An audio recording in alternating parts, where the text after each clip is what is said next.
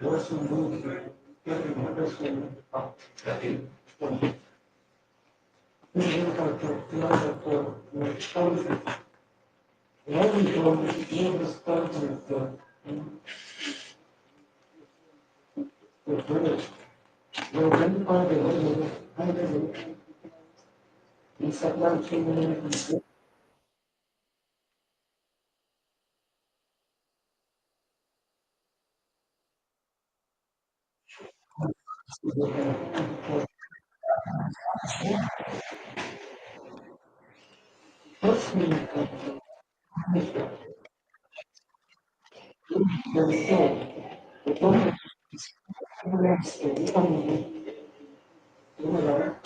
in particular aspect of the ministry, the moving mentality is equally important is very important. Honorable Minister, thank you very much for the concern that we have adopted a turnaround where 257 Spanish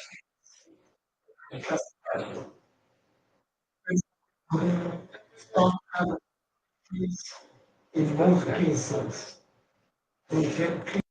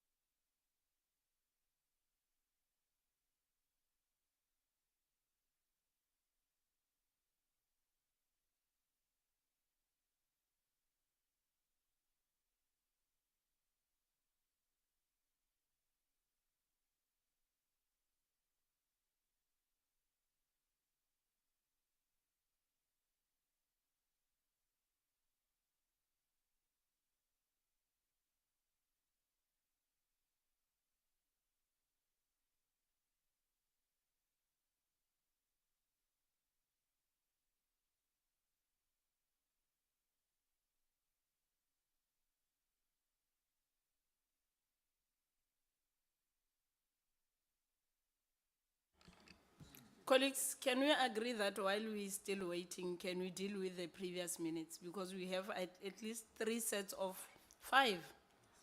five sets of minutes.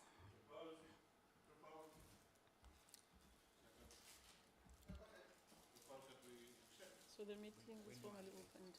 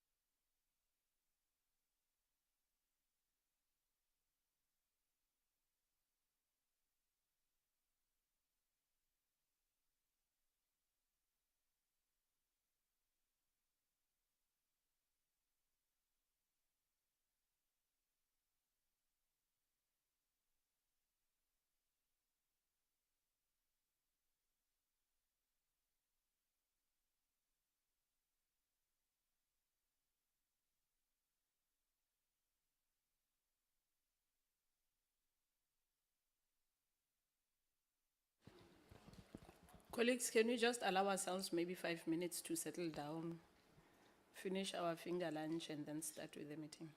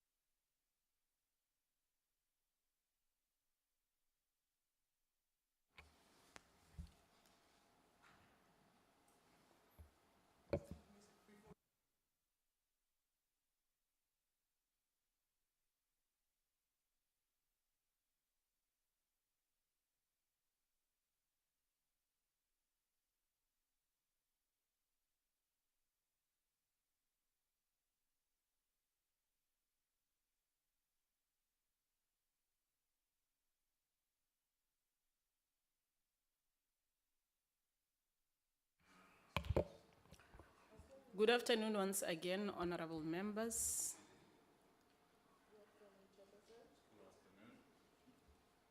Let me welcome you and take this opportunity to honestly thank you for being able to attend this meeting this afternoon. I know it's unusual for members to meet after the sitting for a meeting, but for you to have made time and come to the meeting shows your utmost commitment to the work that we are sent to Parliament to do. I think we are still waiting for National Treasury. We've been informed that the whole team has a problem. They are stuck in the lift. It's a technical issue that is beyond us and their own control. So we'll have to wait, but while waiting, I am going to request members and the support staff to allow us to start with the apologies. After the apologies, we will go straight to dealing with the minutes while we are waiting for National Treasury to make their way in and maybe be rescued from their situation. I am in no position to can tell how long are they going to take in the lift or what time will they arrive into the meeting. It's not up to me to decide. It's beyond us. Welcome once again, members and the support staff. Chairperson, you are out of order. This is a formal meeting, colleagues. The meeting have started. The rules of meeting will apply. And I'll hand over straight to Estelle and Mr. Nodada to deal with apologies. Thank you, Chairperson. Good afternoon, Chairperson and honorable members. Chairperson, we have an apology from Honorable Siwisa, but she indicated that Mr. Kaiza is going to attend the meeting as her alternate. We also received an apology from Deputy Minister Sorepan. He is unable to attend the meeting because he has a pressing engagement in Gauteng today. Thank you, Chair. Are we granting the apologies, members?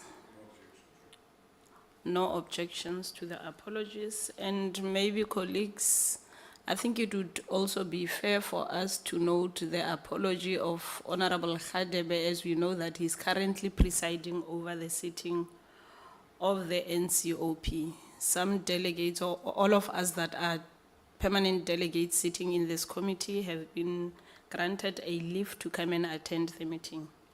So I hope we'll grant him that apology, colleagues.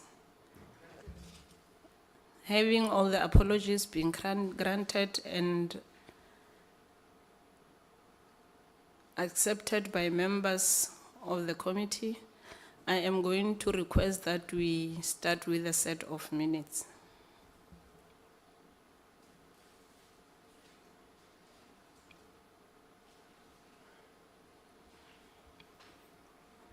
Honorable Ryder. Chair, I'm struggling to find the email of the minutes. Can we get perhaps an indication when it was distributed and I can get there?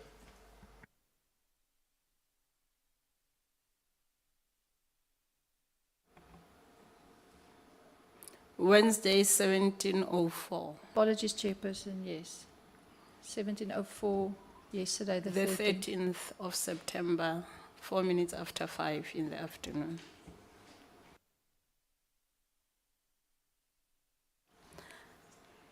But it was not for the first time. Remember, we've been agreeing that let's deal with the minutes in the next meeting. The next meeting becomes the next meeting and the other and the other and the other. So I don't know if members, we are ready to start dealing with the first set of minutes.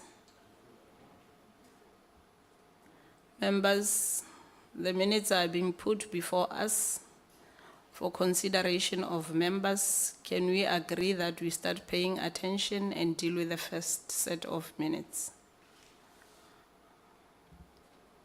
We can take us through the minutes, Mr. Nodada. Thank you, Chairperson. Honorable members, on the screen is the set of minutes dated 11 September 2024. On that day, the committee received a briefing from the Financial and Fiscal Commission on its 2025-2026 annual submission for the Division of Revenue. This is page 1, attendance, register of members.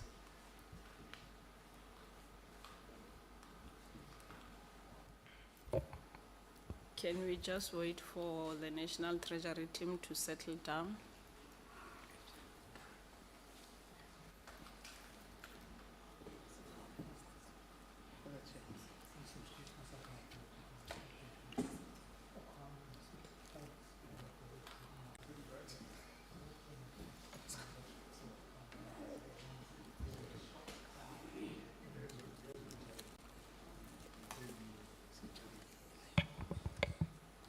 The delegation from the National Treasury, we are so sorry of the experience you got in the lift today. At least members of the committee were notified and your apology was granted and noted as such. Our deepest apologies. We really sympathize with you. But because you had a situation, members of the committee decided that we have a set of minutes which we wanted to deal with before you come in, but I'm going to request to members, knowing the members of this committee, they like deliberating. And some of them have already indicated that they have commitments beyond the time set for the sitting of this meeting. I am going to request through your guidance, members, that we deal with only this set of meetings. After dealing with this set of the meetings, of the minutes, we go straight to the business of the day. And then when we get time again, we'll deal with other sets of meetings. Minutes. Agreed? Agreed. Mr. Nodada. Thank you, Chairperson. Page 2 is the attendance by invitees, the support staff, the introduction and the presentation by FFC.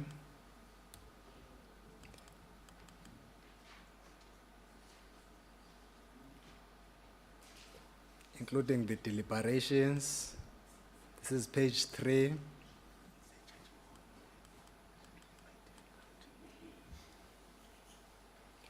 Deliberations continue to page 4.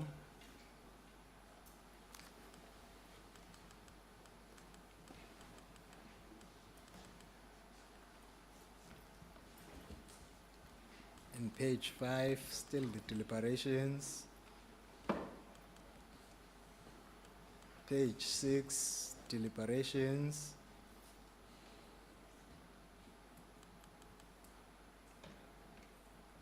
They continue to page 7.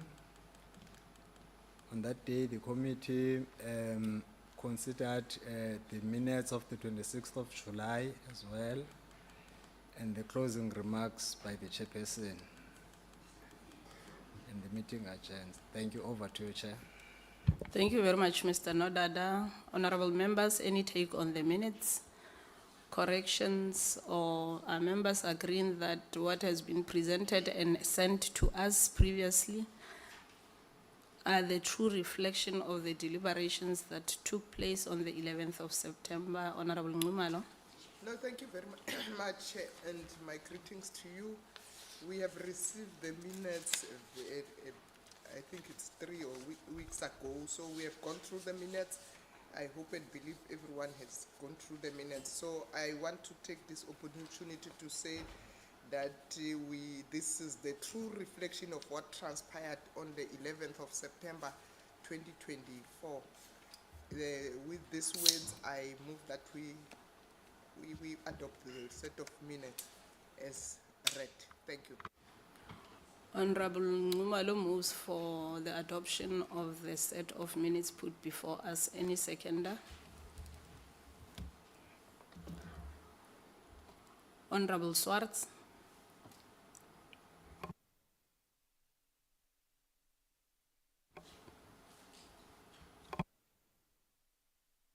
Thank you, Chair Lady. I second that the minutes can be adopted. Minutes adopted, colleagues, as a true reflection of the deliberations that has taken place in that meeting. Colleagues, let me also and formally welcome the team from the National Treasury for making their way through and agreeing to seeing the committee. Can I allow everybody 2 minutes to settle down? I think we are just up and down. I'm going to allow us 2 minutes for everybody to settle down, to take a seat, maybe where they are supposed to be seated.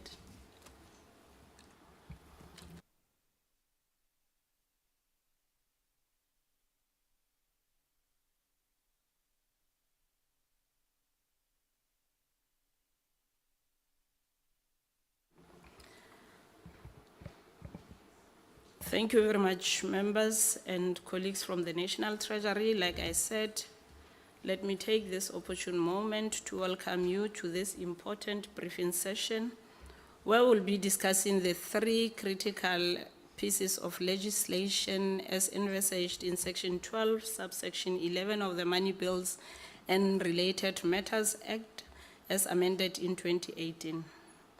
The 3 bills are the Division of Revenue Amendment Bill, the Adjustments Appropriation Bill, and the Special Appropriations Bill. Colleagues, we all know that the appropriation process is essential to ensuring that our government's programs are adequately funded to meet the needs of our citizens.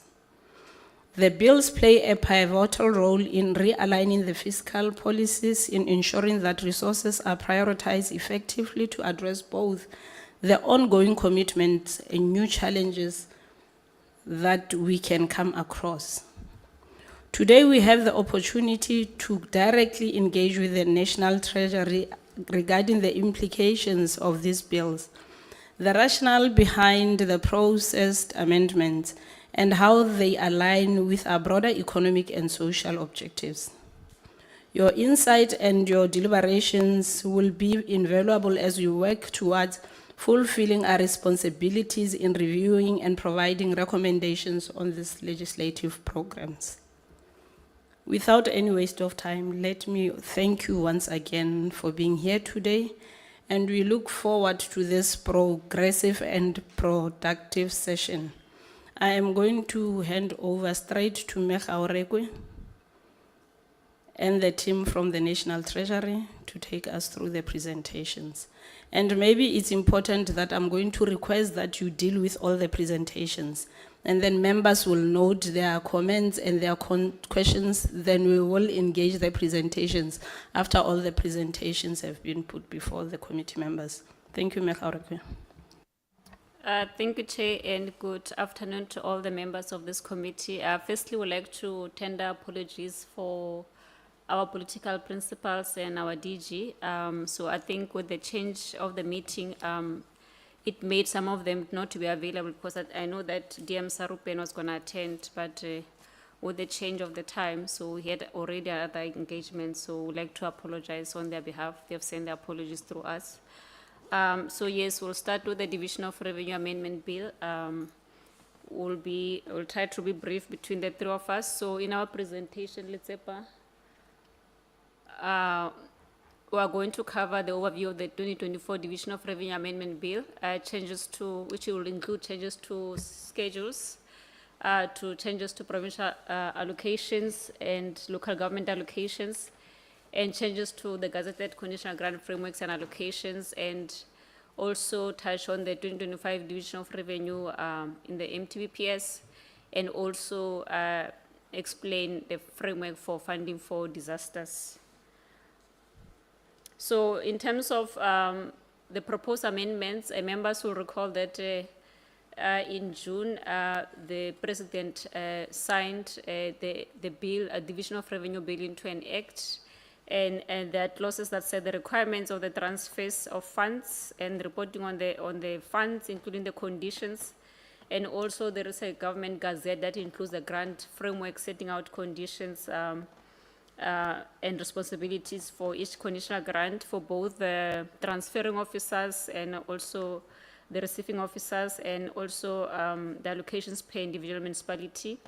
So essentially in this division of revenue amendment bill that we're going to talk about, it includes the in-year adjustments within the limitations of section 30. And members will recall that in the workshop that we held, I think on the 29th of October, before the tabling of the MTBPS in Parliament, we did go through this slide. In particular, we spoke about section 32 of the PFMA, that states that a national adjustment budget may only provide for unforeseeable and economic and financial events. But I think Dr. Blecher will go into details on what section 32 says. But also it talks about allocations for unforeseeable and unavoidable expenditure, and some of those will see that in the different spheres of government, it will include the disasters that we'll talk to. Any expenditure in terms of section 16, money to be appropriate for expenditure already announced by the minister, but that generally does not, most of the time, include other spheres, maybe mostly national, and shifting of funds between votes. And this one, I think, will affect one of our conditional grants, that will be shifting of funds from a grant to be utilized for another important matter and utilized of savings, and also rollovers of unspent funds. But just to indicate that in terms of the rollovers for unspent funds, generally, the only time other spheres of government will benefit from this is when the rollovers for indirect grant, as you will see that the rollover that affects provinces in this regard is for indirect grant, which is where the national government is implementing that grant on behalf of a province or a municipality, or when that rollover was not, that money was not transferred to provinces before the end of the financial year. That's when they tend to benefit. If you go to the next slide, it shows the changes in the schedules, but here we can see that if you look at column A, which indicated what differences of government was allocated for the 2024 financial year, that if you look at in terms of the adjustments are only for national government level, but they also, provincial governments and municipalities are also benefiting, as we'll talk through the issues of disasters that are benefiting from that. And with that, Chair, I'll hand over to Letsepa, who will briefly take to this part of the presentation. Thank you. Thanks, Chair, and good afternoon to the honorable members. In terms of the adjustments to provincial allocations, there is an additional amount, which is 948 million, which has been added for the purposes of the reconstruction and rehabilitation of the infrastructure in the Western Cape. This is for to assist the province deal with the flood damages that occurred between December 2023 and July 2024. This is broken down in terms of the four main areas. The first one being agriculture, which is 300 million. There's also 70 million that is allocated for education infrastructure. Provincial roads maintenance are also provided for the tune of 571. These have gone through the rigorous assessment by the NTMC, who then made recommendations to the National Treasury Committee in terms of this amount. We are told there's more work that is being done to also look at the damage that is taking place elsewhere in other provinces as well. And there is 251 million, which has been added to one of the conditional grants, which is the education infrastructure grant. This is the money that was applied for and awarded through the budget facility for infrastructure. It is for the Western Cape Rapid School Build program. So the province has met all the conditions that have been set, and now funding is being released to the province to then start with the delivery. There's a rollover of 37 million. This is within the school infrastructure backlogs grant. This is to assist with technical assistance in the benefiting province there is the Eastern Cape. And then in terms of the changes to local government allocations, again, to assist the various municipalities respond to the disasters that occurred across the provinces. Municipalities in the Eastern Cape, Free State, KwaZulu-Natal, Limpopo, and Mpumalanga are getting additional funding to the total of 684 million. This is being channeled through the Municipal Disaster Recovery Grant. And again, this is to fund the rehabilitation and the reconstruction of infrastructure for the period of December and July 2024. There is also reprioritization from the Public Transport Network Grant. So this is one of the grants that are managed by the Department of Transport. Here, two municipalities that are behind in terms of their spending, but also perpetual underspending, have been reduced, and this is to ensure that the formalization of the taxi industry actually takes place. In terms of the BA5 funding, the Treasury has received a letter from the municipality Drakenstein indicating that there's been a revision in terms of the plans and the cash flow. Therefore, 225 million that they had initially hoped that they would be able to spend this year, they will not be able to spend it, and asking that it be reduced from their baseline with the purpose of bringing it back to the baseline of the municipality once the municipality has beefed up its capacity to then roll over that project. So we do not anticipate that there will be any issues there. The project will not be impacted. It's just going to take longer to then complete it. There is a rollover of 29 million. This is within the Municipal Systems Improvement Grant. This is to complete some of the projects in the pipeline that started 2 years ago. These include the Smart Cities Network Framework, but also the Capital Expenditure Framework, which the Department of Cooperative Governance assists the intermediate cities with.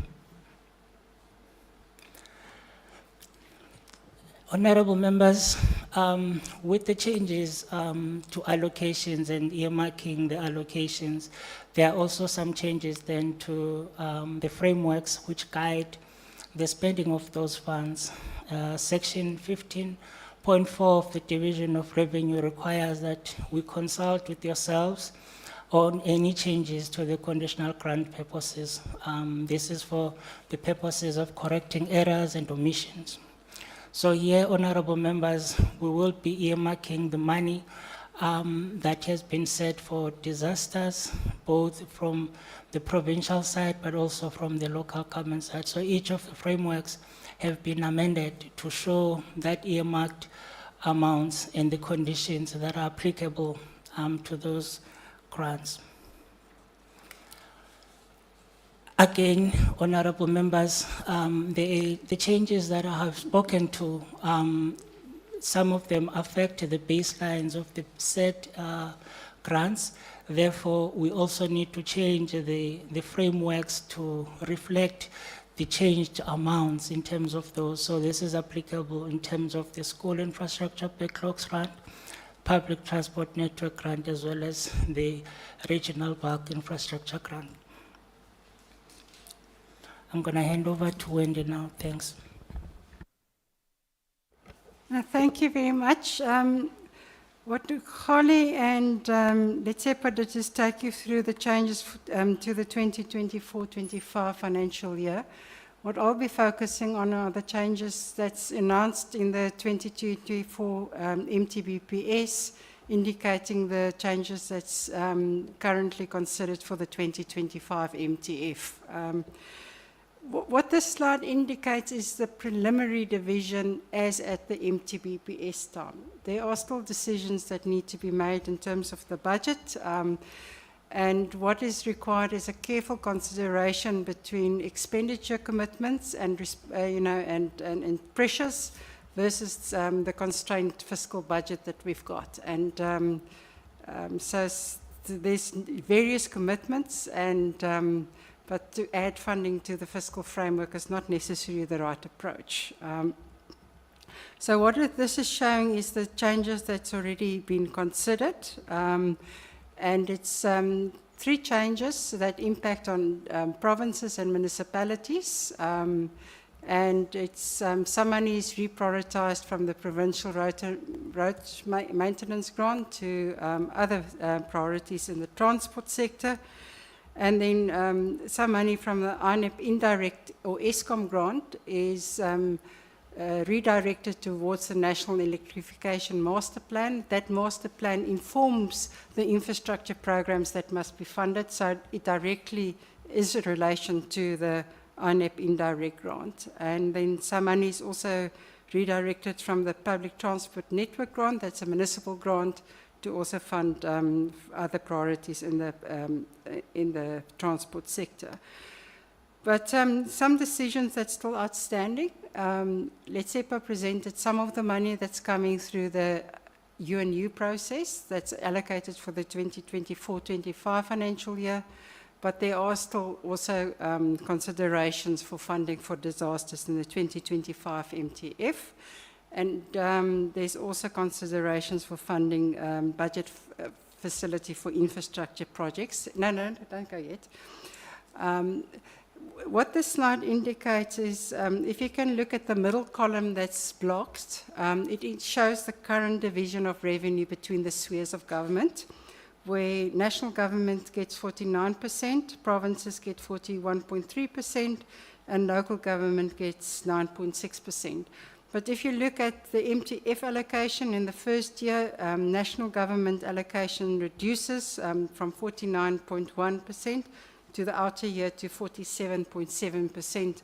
So national share is declining over the time. The provincial and municipal sphere allocations are increasing over time, where provinces increase from 41.3% to 42.6% in the outer year, and local government increases from 9.6% to 9.7% in the outer year of the MTBPS. What the next slide indicates is just the programs that's considered for funding for the BFI or budget facility for infrastructure. Funding for this must still be secured, but this highlights the projects that's been approved to date. But the funding must still be secured for that. And you can see some of the projects benefit national government departments. There's projects that benefit provinces, and it's got to do with particularly hospitals. And then there's also projects that benefit municipalities, particularly focusing on the waters in the water area. And we all know that the water's infrastructure is collapsing in the country, and fixing that is of critical importance. Then what we've also indicated in the next slide, in the medium-term budget policy statements, changes that we're considering in terms of conditional grants for the 2025 MTF, and maybe just to indicate to the committee that National Treasury has gone through an extensive review of each and every conditional grant in the system. And the concern was that there's just too many conditional grants in the system, and some alignment is necessary in terms of conditional grants.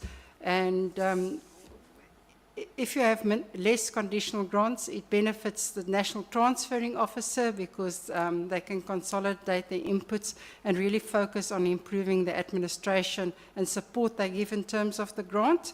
It's also to the benefit of the receiving officer of that conditional grant money because they get one stream of money, and they can consolidate also their administration and be better able to respond.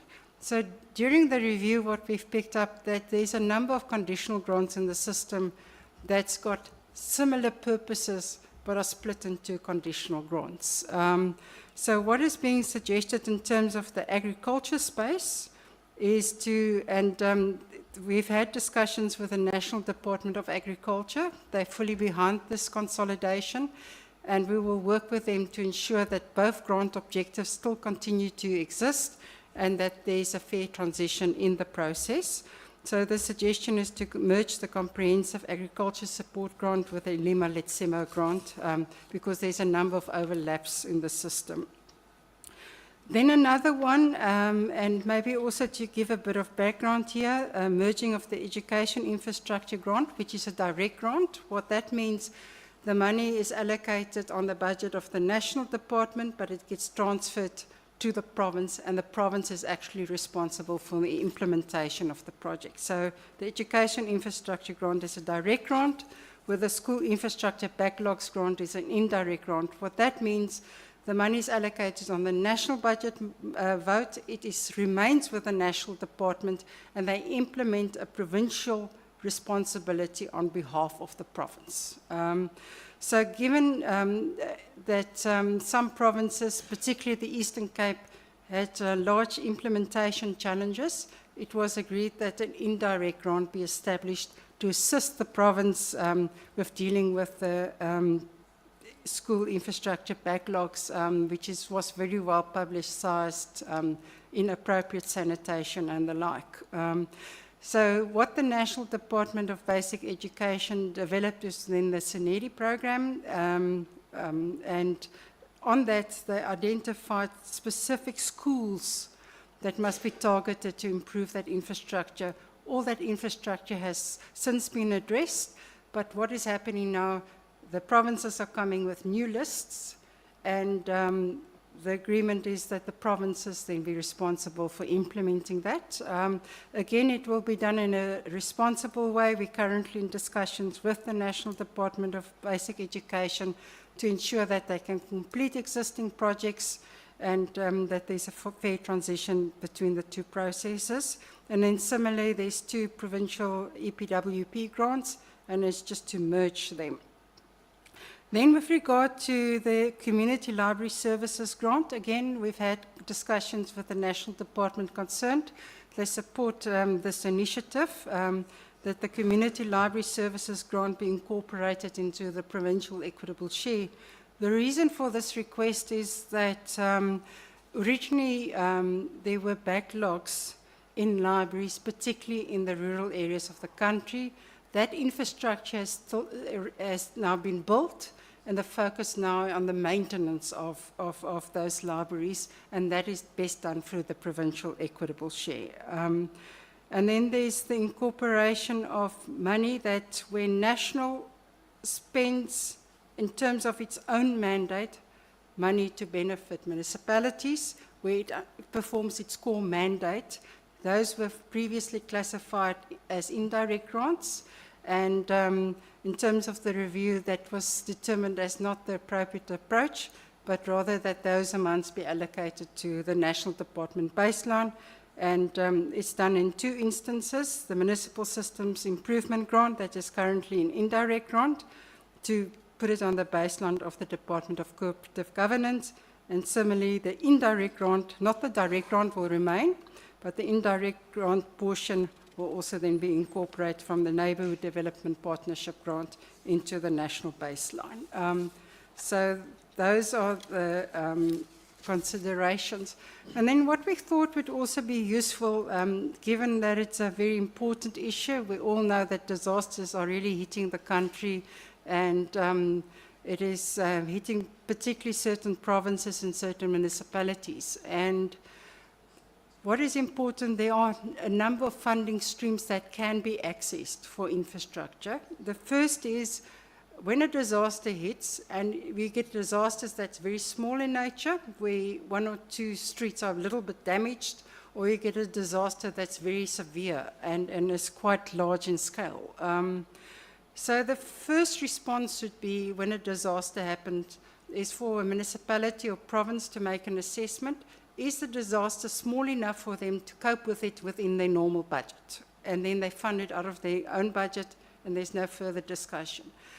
Then there's a classification of a disaster if it happens and it's localized.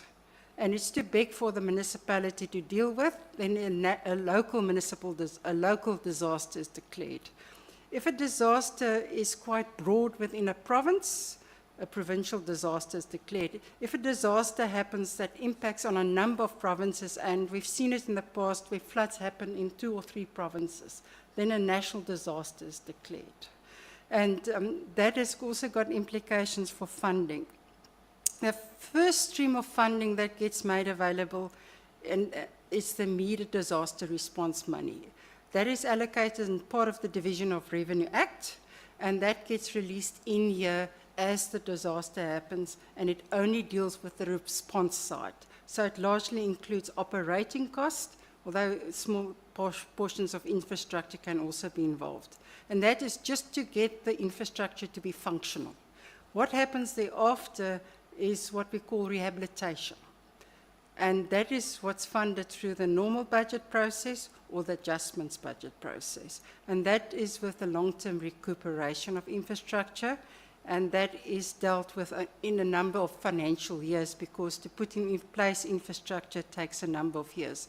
So what Letsepa presented is just what's been made available in the UNU process. He did not present what's made available through the immediate disaster response money or what will be made available over the MTF process. So with regard to all the disasters that recently happened, it is also being considered as part of the 2025 MTBPS process. So this is what the slides are just trying to do. I'm done with the presentation. Thanks so much.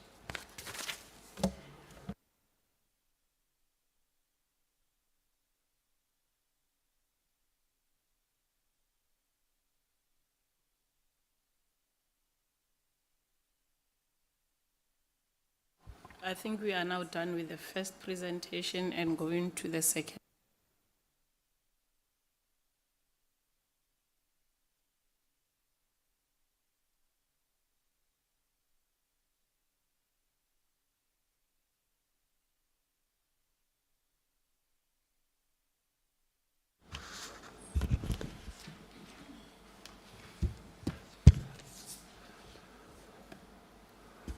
Good afternoon, Chair, and good afternoon, honourable members.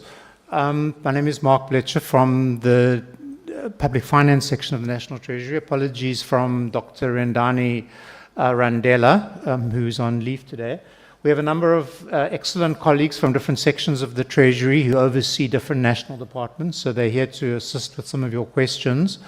Our delegation's been a bit, as the Chair mentioned, kind of shell-shocked this afternoon by being stuck for about 30 minutes in the lift. So we had a lot of people stuck in the lift, so I think people are just trying to recover from that. So we're going to be presenting on 2 main issues, 2 main bills, the 2024 Adjustment Appropriation Bill and then the Special Appropriation Bill. So I'll talk a bit about the parliamentary process, a bit about the MTBPS and some of the environments. Just to note, of course, that the 2 appropriation bills, in a sense, have to be passed now because they're for the mid-year budget, and the departments can't spend until those bills are passed, whereas the MTBPS is something really for next year, so there will still be a lot of room for discussing it in the coming months. Thanks, Letsepa. So just to remind you, as my colleague, Ms. Garekwe, explained, that what can be done legally in the mid-year budget, the adjustment budget, is laid out in section 30.1 and 30.2 in the Public Finance Management Act, and it provides for significant and unforeseeable economic and financial events, unforeseeable and unavoidable expenditure recommended by Committee of Cabinet, and any expenditure in terms of section 16, which is emergencies, and money that the Minister announces in the budget speech, so he kind of alerts Parliament early on in the year that this is an area he intends to deal with in the year, and then the shifting of funds within votes, and then the utilization of unspent funds under one main division to defray excess expenditure in another main division, so that deals with environments, and rollovers of unspent funds from the preceding year. So I'm going to go through some of these different areas. And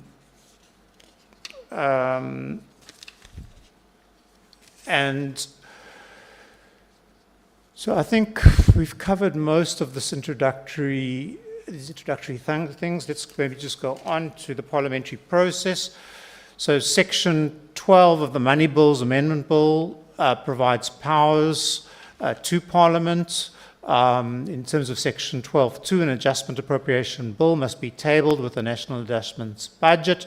The Minister must table a revised fiscal framework, which, Honourable Chair, was presented to you in the committee last week, the revised fiscal framework, and the Minister must table the Division of Revenue Amendment Bill, which we've just heard now, and my colleague Ms. Kharekwe presented. And in the sequencing of this, normally the adjustment appropriation bill is kind of passed after the fiscal framework and the division of revenue bill. So normally, just in the sequencing of this Parliament, we'll deal with those two before the appropriation bill. Okay, and then, we'll skip that last point for now. Let's go on to tabling. Okay, so tabling of the MTBPS. All right, I'm not going to dwell on the MTBPS because the two most important things that I need to present really on the two bills. So let's go on from the MTBPS, which was presented by the Minister in the recent weeks. I think let's go on from that, unless the committee would like me to come back to that. Let's continue. Let's to the next slide. Okay, so if we could get on to these 5 or 6 areas that need to be or can be within the adjusted appropriation bill. So the first is unforeseeable and unavoidable. So these are issues that, in a sense, the departments feel that they cannot avoid addressing in the year. They're very serious matters. And these matters are considered initially within the Treasury, but then they are referred to what is known as the Treasury Committee, which is chaired by the President. So it's chaired by the President and ministers, and they consider these requests, and this is what that committee chaired by the President have recommended. And you can see there's about 7 or 8 items. Most of them deal with disasters and emergencies. Some of them come through to provinces and local governments. So some of them you've already heard from Ms. Kharekwe's presentation, but briefly to go through them. So on the cooperative governance vote, 683 million is for floods under the Municipal Disaster Recovery Grant in Eastern Cape, Free State, KwaZulu, Limpopo, and Mpumalanga local governments. Again, floods. The Basic Education Infrastructure Grant is again floods and schools in the Western Cape. Higher education, several of these votes, given the announcements by the President of the new departments and new ministries, several of votes like the higher education vote needed some funding for the new deputy ministries. So an amount of 13 million there for ministry and deputy ministry.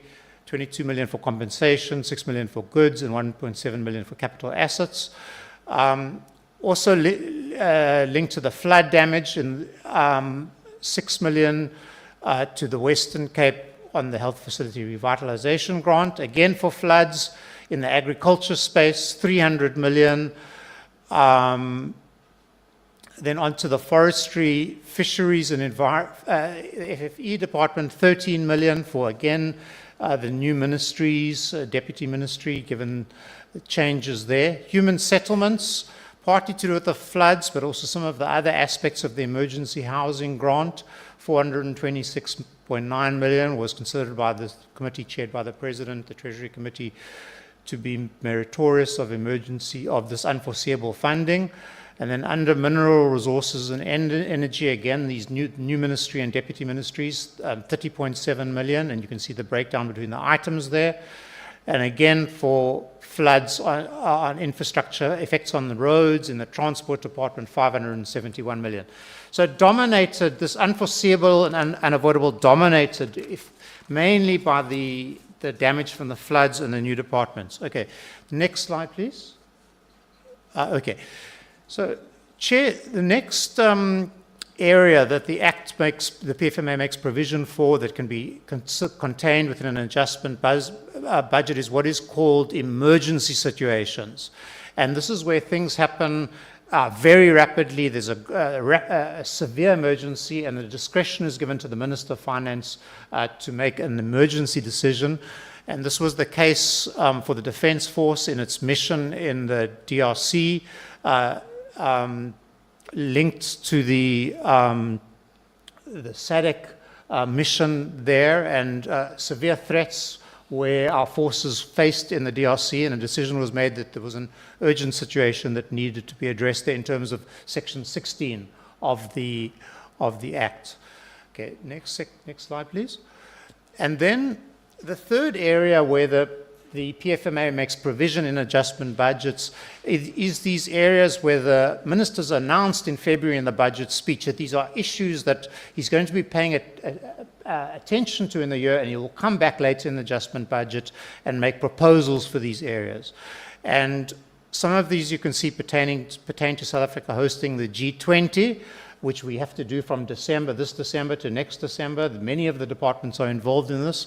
So there's an amount proposed of 8.5 million for the presidency, 25 million to DIRCO, International Relations and Cooperation. DIRCO play a major role in hosting the G20 across many of the departments. 251 million for the education infrastructure grant, particularly to the Western Cape Rapid School Board. And then to social development, honourable members will remember that the grant was increased from 350 Rand to 370 Rand. And so provision of 1.6 billion is made in this bill to cater for that. And then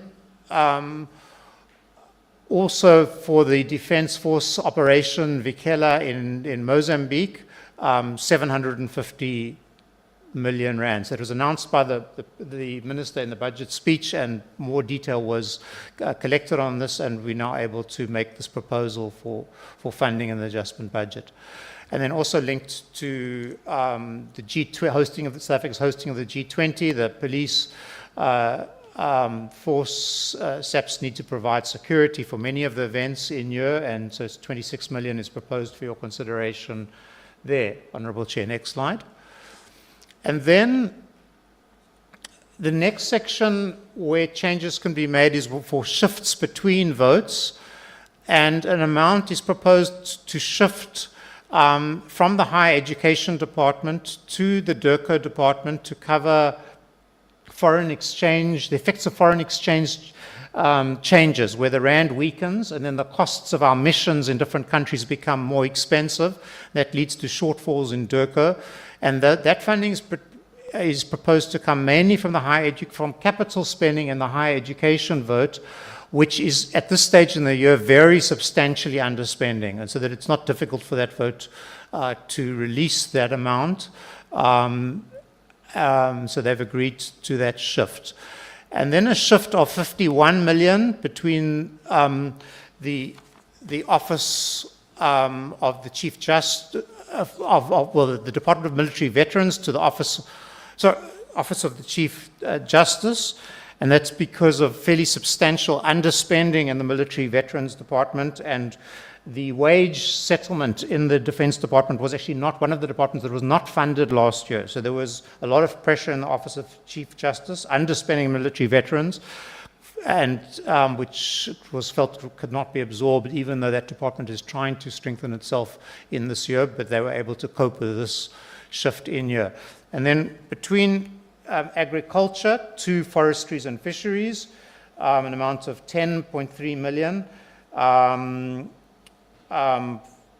partly related to trying to rectify some of the NMOG changes when those two departments were split in 2019. And then a small amount with the split between higher education and science and technology, some of that money going then from science and technology back to the higher education department. So those are some shifts between votes. And then next slide, rollovers. So rollovers, of course, are areas that are spending that is not spent in the last financial year, 23-24, and then the department applies to say, can they please get that money back in the new year to continue spending on commitments on those areas.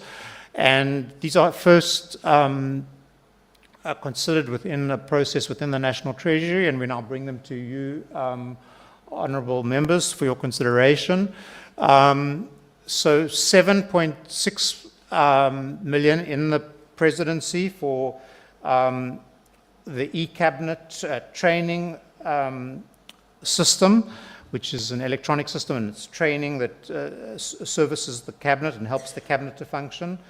Within the cooperative governance department, they had underspent by 28.7 million, and they had commitments for the data management project and the records management project, and so they asked, rather than surrendering those funds, to roll them over to the new year.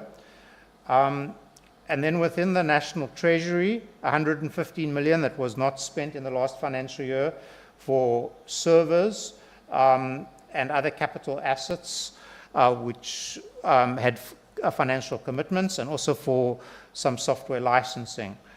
And then the basic education department, 55 million for workbooks, where there were commitments and where they request to roll those funds over to the new year. The social development department, as colleagues may know also through the media, despite having a lot of pressure on the SRD grant, they had underspent substantially on the SRD grant last year, but have got a lot of pressure this year. And so they've asked to roll over an unspent amount of 1.5 billion on the SRD grant from last year to this year, and we are in support of that and all of these requests. And then the women's department received very late allocations in the adjustment budget last year, which they made commitments for but were unable to spend, and they request permission to roll over 13 million into this year's budget. And then next slide. Okay, then there's a few more rollover requests. So the Department of Defense had made commitments to the Department of Public Works, and they requested to roll over 77 million. Department of Human Settlements had not spent 107 million on the emergency housing grant, and they had commitments for the repair of houses and also for an outdoor media campaign, and it was recommended to roll over 107 million for the Department of Human Settlements. Then the Department of Mineral Resources and Energy have to pay a membership fee annually to the 11.7 million to the African Diamond Producers Association, and there were delays in the invoicing there and in the making of that payment, and so they request, given that commitment, to roll those funds over to the current year. And lastly, the Transport Department are requesting a roll of 79 million because of work on the ARTO system for road traffic assessments, so commitments on that system and management aspects of that, and small amounts for the South African Maritime Authority, which again were unspent for a tugboat building program. Okay, so that's all the rollovers. All of those are issues that the departments were able to show evidence of commitments and not enough funds to spend them in the current year. Then the next category, and we're coming towards the end, Chairperson, I'm sorry to take so long, is what is called self-financing expenditure. And what this is where departments raise revenue in year, they raise it themselves, and they say, could we please keep this revenue? Because we've got very good uses of this revenue. And there's a clause in the PFMA that allows this. So the GCIS had raised, I think, 130 million in revenue from advertisements in the Vukozenzele newspaper, and they requested to self-finance 12 million for certain shortfalls in office accommodation and inverters for energy. Home Affairs had generated, because one pays small amounts for civic documentation, individuals pay these amounts, and Home Affairs had generated 1.6 billion, and they request and usually get back annually this amount for the printing of the documents and other functions that they need to do. And then DIRCO raised 150 billion through sales of properties in certain countries where they have embassies, in Namibia, Switzerland, and Italy, but they needed to do construction and acquisition of new projects in New Delhi, Botswana, Rome, and Angola. So they request to use the revenue that they raised from their sales for these new purchases and maintenance works. And then correctional services, a very small amount, 1.2 million, which is raised through hiring out of offender labor for something I actually didn't know about called offender gratuities, which is very small amounts that goes to prisoners who work on these programs. And then defense, the defense force raised just over 800 million from the United Nations for work they're doing in the DRC, on the mission in DRC. And typically the Defense Force asks to retain that revenue to spend on maintenance of equipment.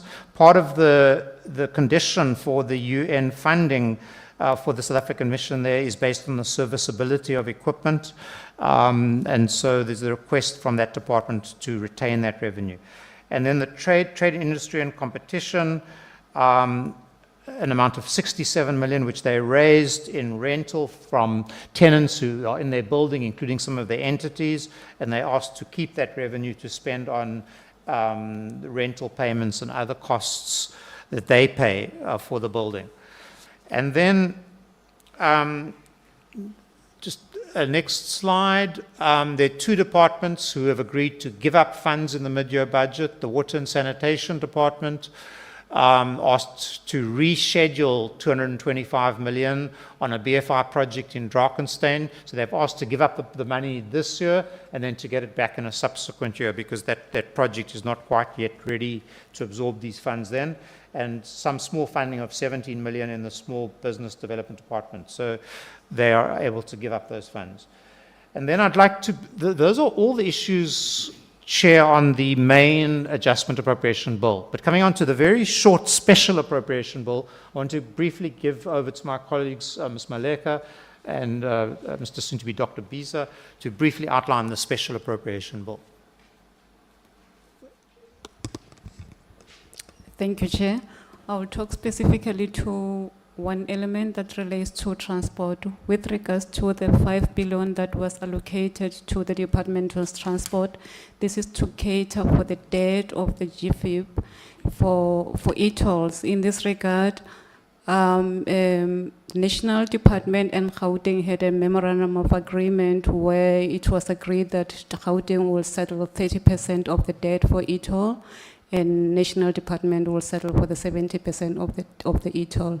So for this financial year or in year, Gauteng will be contributing 3.8 billion, while the National will be contributing 1.215 billion. And all this will have to be transferred to Central this year for Central to be able to settle the debt that is due within this financial year. Thank you. Over to you, Mashud. Thank you, Chairperson. Very quickly, the remainder of amounts of 95 million rand in the special appropriation bill is to cover the legal costs incurred by 3 departments, Department of Justice, DERCO, and the Presidency, to cover the legal cost in the ongoing case of South Africa versus the State of Israel in the International Court of Justice. Thank you, Chair. So our very last slide is, and I'm sure honourable members can't even read the slide, but in the adjustment budget, typically departments do large numbers of environments where they find by mid-year that they need to spend more in one area and less in another area. And some of these environments are approved by the accounting officer, some of these environments are approved by the Treasury, and some of these environments are approved by Parliament. In the adjusted appropriation book, we provide the detailed chapter by chapter on the environments. It would take too long now to go through them environment by environment. You can see just even in the summary slide, how many environments there are. But honourable members are invited to look through the detail in the book. The environments which are with a subscript 1 are environments that have been approved by the Treasury, and the environments that are subscripted 2 are environments that are to be approved by Parliament. But the detail of all of these is within the adjusted appropriation book. Thank you, Chair. Back to you. Thank you very much, colleagues. I am going to check with members.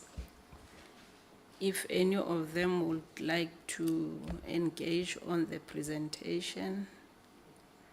I am not going to allow time limit to your questions or your discussions, but I'm going to request members to be fair enough when asking their questions and not have a long preamble before making their point to the military veteran. I wanted to ask a question about the military veterans. My first question is, I want to check the view of the National Treasury.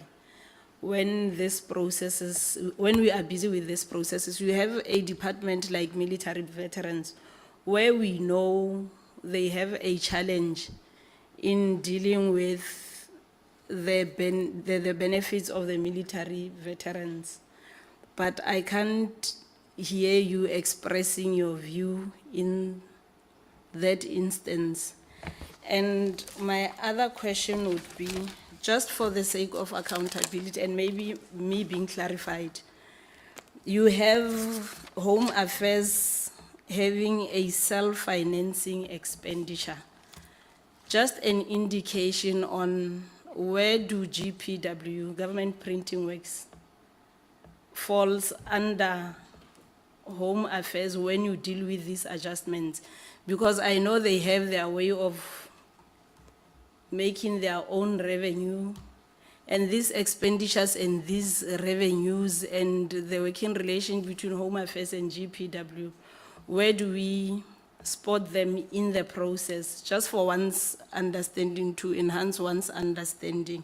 And maybe also, how are you monitoring these self-financing expenditures? Do you have a way of monitoring it, and all these adjustments and all these conditional or unconditional grants? Are you only dependent on the Auditor General South Africa, or do you have your way of monitoring the funds, or do you do your own audits? So I just want maybe for you to give us in detail your monitoring tool of where these grants are going to, and on how these grants are being used, and how do you follow the money. I'm going to request members that we start with Honorable Ndlovu, as she has just requested to leave the meeting at 6:30. Something has just come up, she needs to leave. And then Mr. Ryder, Mr. Brett, Mr. Swartz, Honorable Teza, Honorable Machola, Honorable Ngumalo will be the last.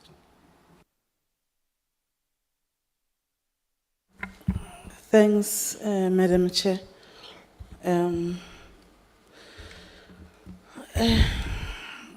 Let me start by welcoming the presentation by the National Treasury, but I've got several questions. Noting that the Chair, you have noted all of us, I don't want to waste time. I'm going to only ask one, because when I was noting, I had some other issues, questions. With regard to the SRD grant, please explain to us what was the reason for slow spending on the grant last year? Because by now we should have a seamless spending trend on this grant, as it started a long time ago during COVID. What was the change that makes the Department of Social Development to have spending pressures? Our people are still suffering, colleagues, especially National Treasury, in the same poverty levels as they were before, if not worse. And we have understanding and we have underspending and underperformance on such grants. It is unacceptable indeed. So, Chair, I'm not going to take many questions, because my members might also want to have a bite. Thanks.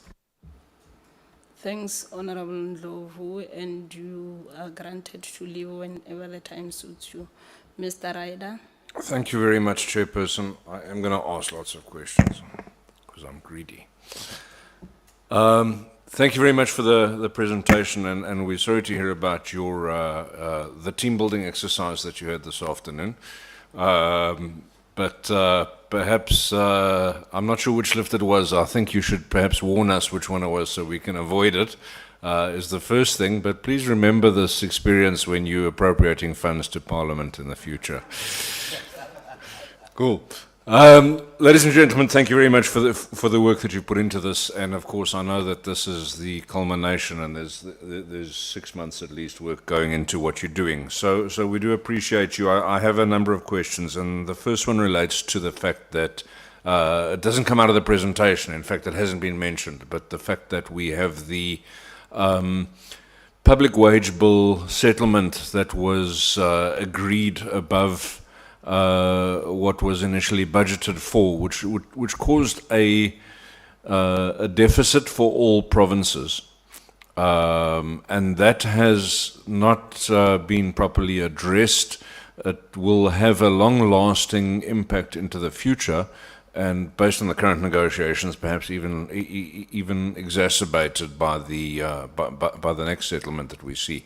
But I don't see any adjustment to provincial allocations in terms of helping to make up some of that shortfall. And we have read various places that most provinces are going to be needing to cut back on headcount in order to deal with the fact that they just don't have the money to pay those increased salaries.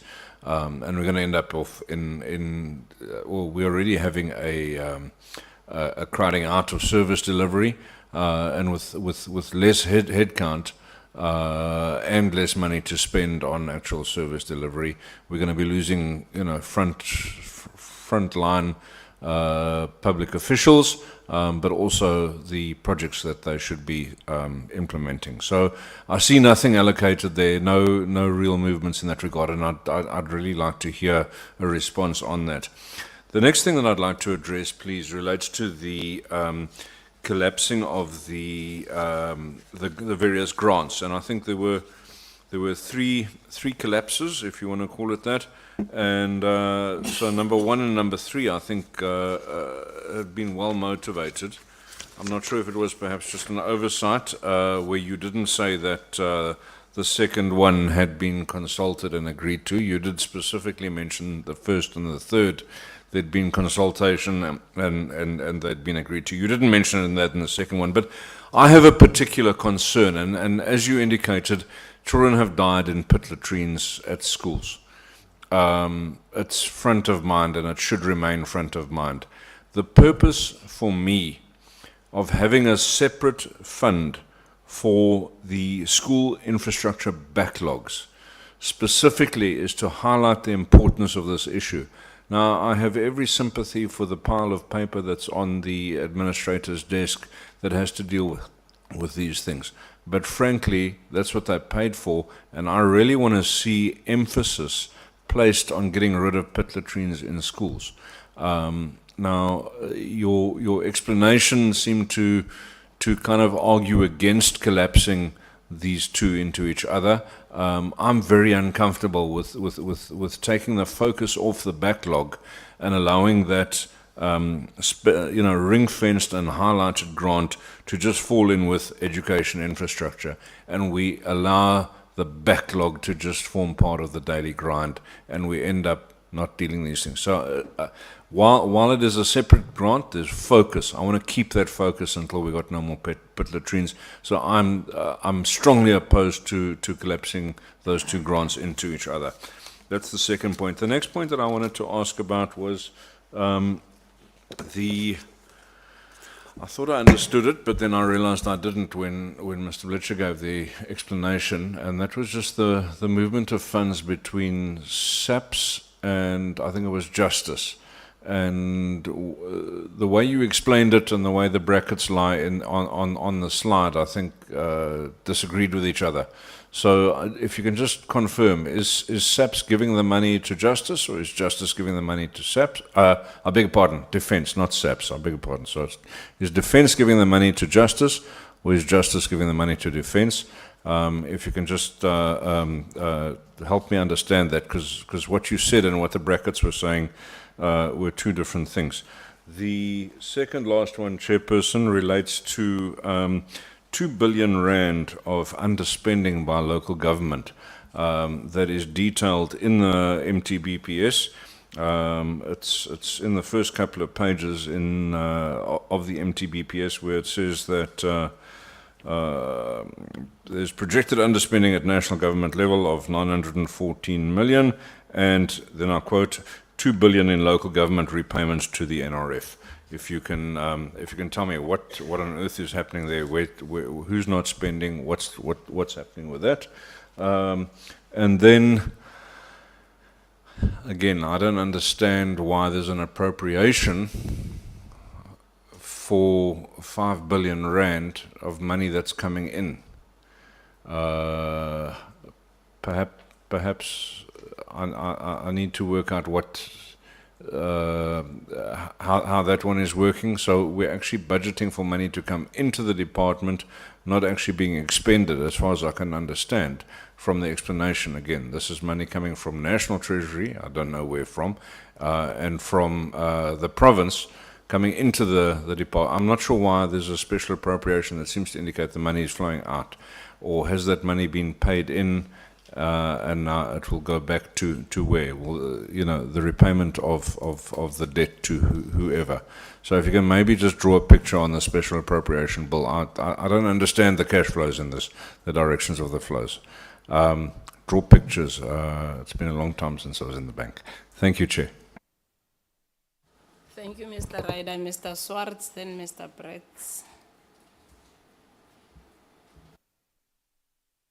Thank you, Chair. Some of my questions covered. I've got and I mentioned it also before, I've got a huge problem with, rollovers and underspending in the budget. But I just want to understand that, rollovers, underspending, everything is being done, National Treasury or the budget, people, they do everything, put everything nice and clear in a budget. But is it because of a lack of a will out there to do things? Or is it the capacity in local government, that's why local government not spending money, or even in provincial departments?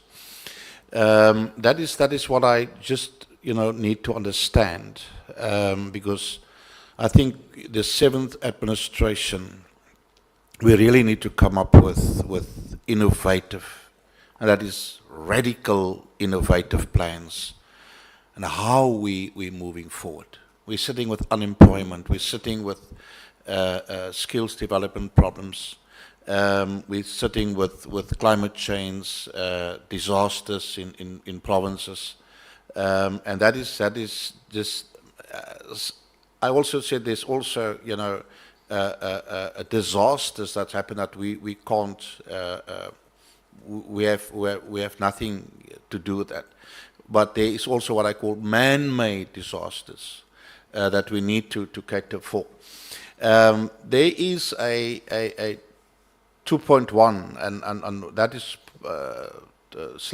slide 11, emergency funds, 2.1 billion rand allocated to the SADC mission in DRC. The question on that is, how does this expenditure align? If I see what are the funds and the budget constraints, how does this align with our fiscal constraints? And is there a clear strategy for evaluating this kind of missions, cost effectiveness that we do? Then the rollovers, as I already said, there's a lot of rollovers. I know what the unemployment in our country is, and especially I want to advocate and want to drive. One issue is that we need to appropriate enough funds for like small business development, entrepreneurs, because they are the people who will create jobs in the end. And now I see, how much money was unspent And that is crucial departments and in our country. And the question is, what are the primary reasons for real underspending in critical departments, as I mentioned? And what steps are we being taken to ensure efficient fund utilization in our departments?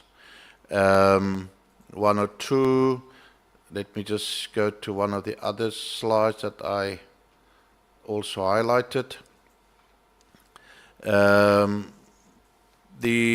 I think someone referred to the rollover, the 37 million rollover in the school infrastructure backlogs. I think that is Honourable Ryder also referred to that. That is huge concerns for me, moving forward.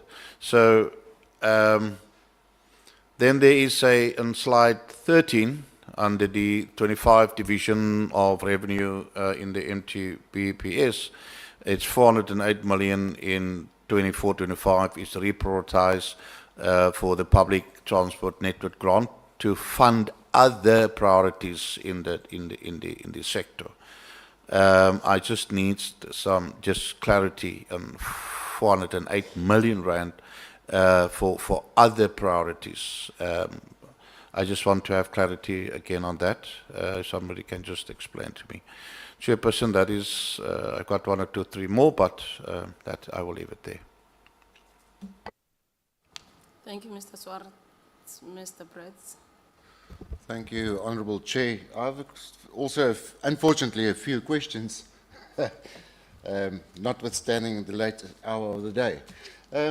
Let's go to slide number 6, and please help me to understand.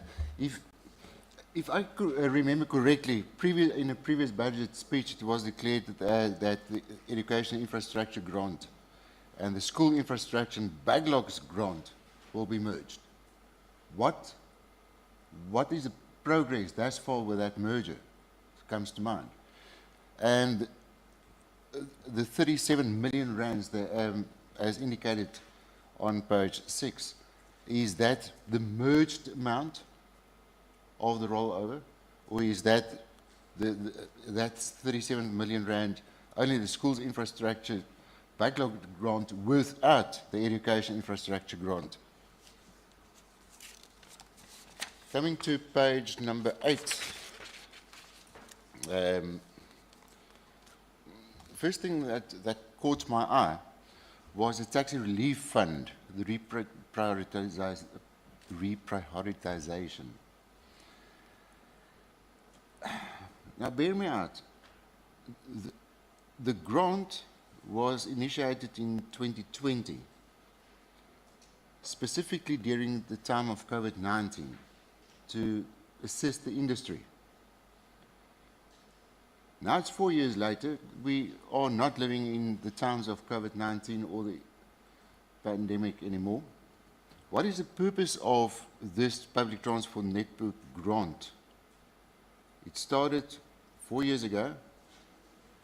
There's no COVID anymore. Was it not meant as a grant with an end date? And why is it continuing? Also, if, on the same page, if we look at the additional adjustments to local government allocations, and we have a look at the 684 million rand that was added to municipal disaster recovery grant, I want to know, having a background in local municipality, what criteria was used, bearing in mind that municipalities have different gradings, in other words, different populations, different budgets, and the same. So what was the criteria? But also the same kind of question regarding rollover. If you look at the 20 million rand rollover in the municipal systems improvement grant, also on page 8. Again, what was the criteria used to determine this amount? Because municipalities does not have the same grading. So what was the criteria that was used to determine that amount? Coming to page 14, the budget facility for infrastructure, window 8. If I understood correctly, the funding was still needed to be secured. So in other words, it's not secured yet.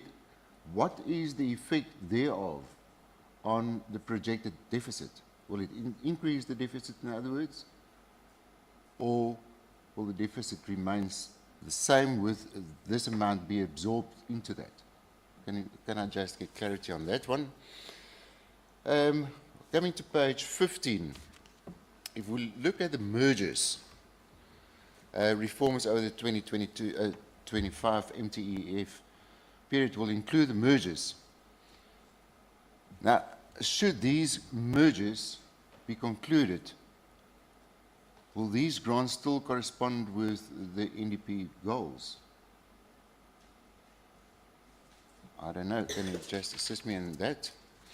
And then lastly, I'm covered by my colleagues, but lastly, if we look at disasters, page 17, and we compare, not compare, but we keep in mind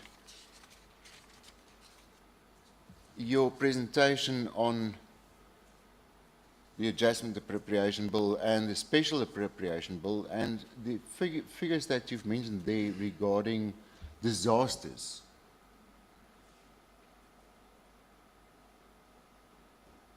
There is an outcry that the amount allocated for disasters are not enough. The past 2 years, we've seen terrible disasters in our country, starting with the floods 2 years ago in KwaZulu-Natal, right up to the recent floods in the Western Cape and in my own province, the Eastern Cape, Kebega, where we have terrible disasters because of heavy rains and loss of lives. Now, bearing in mind that there is not enough allocation for disasters in the first instance, now we have to adjust, and there is an amount of 2 billion, I believe, that needs to be adjusted in respect of disasters. Isn't that indicative that going forward to the 2025 budget, that this issue must be addressed as a serious concern for residents of South Africa? Thank you. That's all. Thank you, Madam Chair. Thank you, Mr. Brett. Honorable Geza. No, thank you very much, Chair. I think my parting shot, it's going to be the NT to explain to us what is it that is different from the previous 2022-2023 financial year division of revenue. What is it that is breaking new ground now in terms of the allocations that you are putting across here for municipalities and for provinces, and in light of the infrastructure that we are seeing collapsing across all provinces? So what is it that is new, that is breaking new ground in terms of this allocation? The second one, Chair, is the 2 trillion that is a total number of the revenue raised nationally. I just want to ask the NT whether, in light of the illicit financial flows, the base erosions, and the money that is lost through tax avoidance in the country, is this money that is available to to these spheres of government maximally collected? If it's not maximally collected, what is it then that we are breaking new ground about the division of revenue? Right? And then, because, I mean, you can go on and do your research in the amount of billions that we are losing on these things that I am mentioning across all sectors. I just want these two questions to be noted and be responded to, because I just want to go back and say, hey, I'm from a meeting of a national treasurer that said this is what is different about this the last year, and this is what is going to change these spheres of government in terms of the needs of the people, right? As a public representative. And then I want to jump, Chair, quickly and go to slide number 15. You are talking about incorporation into provincial equitable shares. And then you are mentioning community library services grant. I don't know, from my province, Honorable Mumalo is here. We're from a rural province in Mpumalanga. I've never seen that. I mean, I've been, in the last term, we've been talking about community services. I mean, community infrastructure, you know, where these libraries are built. Where are they built? I saw one in Machado Stop, and I don't know which specific thingings and functionalities that are served in which municipalities. Perhaps you should outline, so that when I go back to the people say the community library service grant has been merged with provincial equitable grant, it means that this is ring-fenced for this purpose. And these are the outcomes that are envisaged within this period, right? And I think that's that, Chairperson. I don't think that I have a lot to go about in terms of that particular issue. I don't think I have a lot to go about. Your daily limit. That's fine, Chair. Thank you very much. It's so unlike you. You deserve a bell. Honorable Majola. Thank you. Thank you, Madam Chair. Madam Chair, if one understands the intended purpose of this exercise, both division of revenue and appropriations, well, we can go as far as MTBPS, whatever. We are always reminded that this is not a budget, but it is a reflection with the intention of correction. I'm a little bit stuck here, Madam Chair, with regards to the instrument used. Well, whether it will fulfill the intended purpose to rectify before the end of the financial year. Let me, Madam Chair, start by the division of revenue.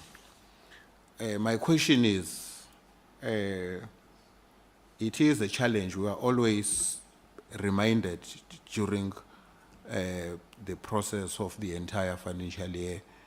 We are always reminded, or we are always monitoring the issue of spending, whether monthly, quarterly, during this period, whatever. And then what we have observed in terms of grants in particular, is the challenge, whether it's in the municipal level, it's in the province. They've got a challenge in terms of sticking to the timelines. I remember a couple of weeks ago, we were looking at local government. To me, during this time, if the spending is less than 50%, therefore there are highly possibility that you are not going to spend 100%. It has to speak to what is the period we are in terms of the financial. It has to speak to the percentage spent. Then again, Madam Chair, without a plan, now we are taking monies and then we shift it there because they failed to use it, or their pays tells us that they are not going to finish, whatever. There are so many reasons that were given to us as the reason why we are shifting this money. My question, Madam Chair, whether are we reprioritizing it to municipalities, whether it's a disaster, we are reprioritizing to municipality, to the provinces, whether it's for whatever. Are we comfortable with regards to the plan? I can't remember whether it was the Madam Chair, that side, who asked, let me put it in the other way around. Does this reprioritization have a plan? That's number one. Well, understanding the period we are in, are we comfortable that they will be able to spend looking at the period we are in right now? Or it was not used in other vote, it was not used in other department, it was not used in other spheres of government, therefore we are dumping it to another department, because that is where the issue of rollovers, Madam Chair, are arising from. Well, with regards to the other one, the specific one, there is one that was speaking to the, what is it, oh, that's it. Reprioritization, that's 300 million. To me, it says it's formalization of taxi industry. Well, I'm sure somebody who approved this or who suggested this, there was a plan in place. I'm very interested, Madam Chair, as to how are they going. That's a very difficult industry to formalize. I'm very interested, or else this will become a fiscal dumping again, because without a convincing plan as to how are they going to are we going to formalize the taxi industry, then I will have a challenge in terms of supporting this huge amount. Going to appropriation quickly, Madam Chair.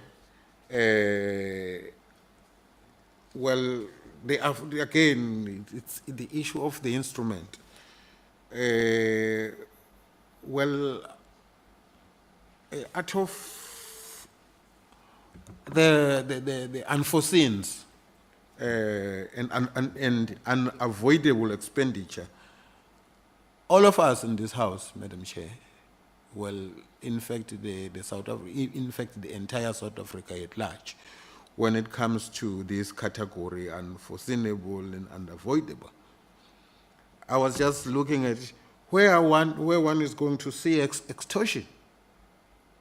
That's an unavoidable. That's an unavoidable. That's a burning issue. Where one is going to see the drugs trafficking as an unavoidable. Well, I think every unused money, whether through every process available, should be directed to this, because that is where South Africa is bleeding.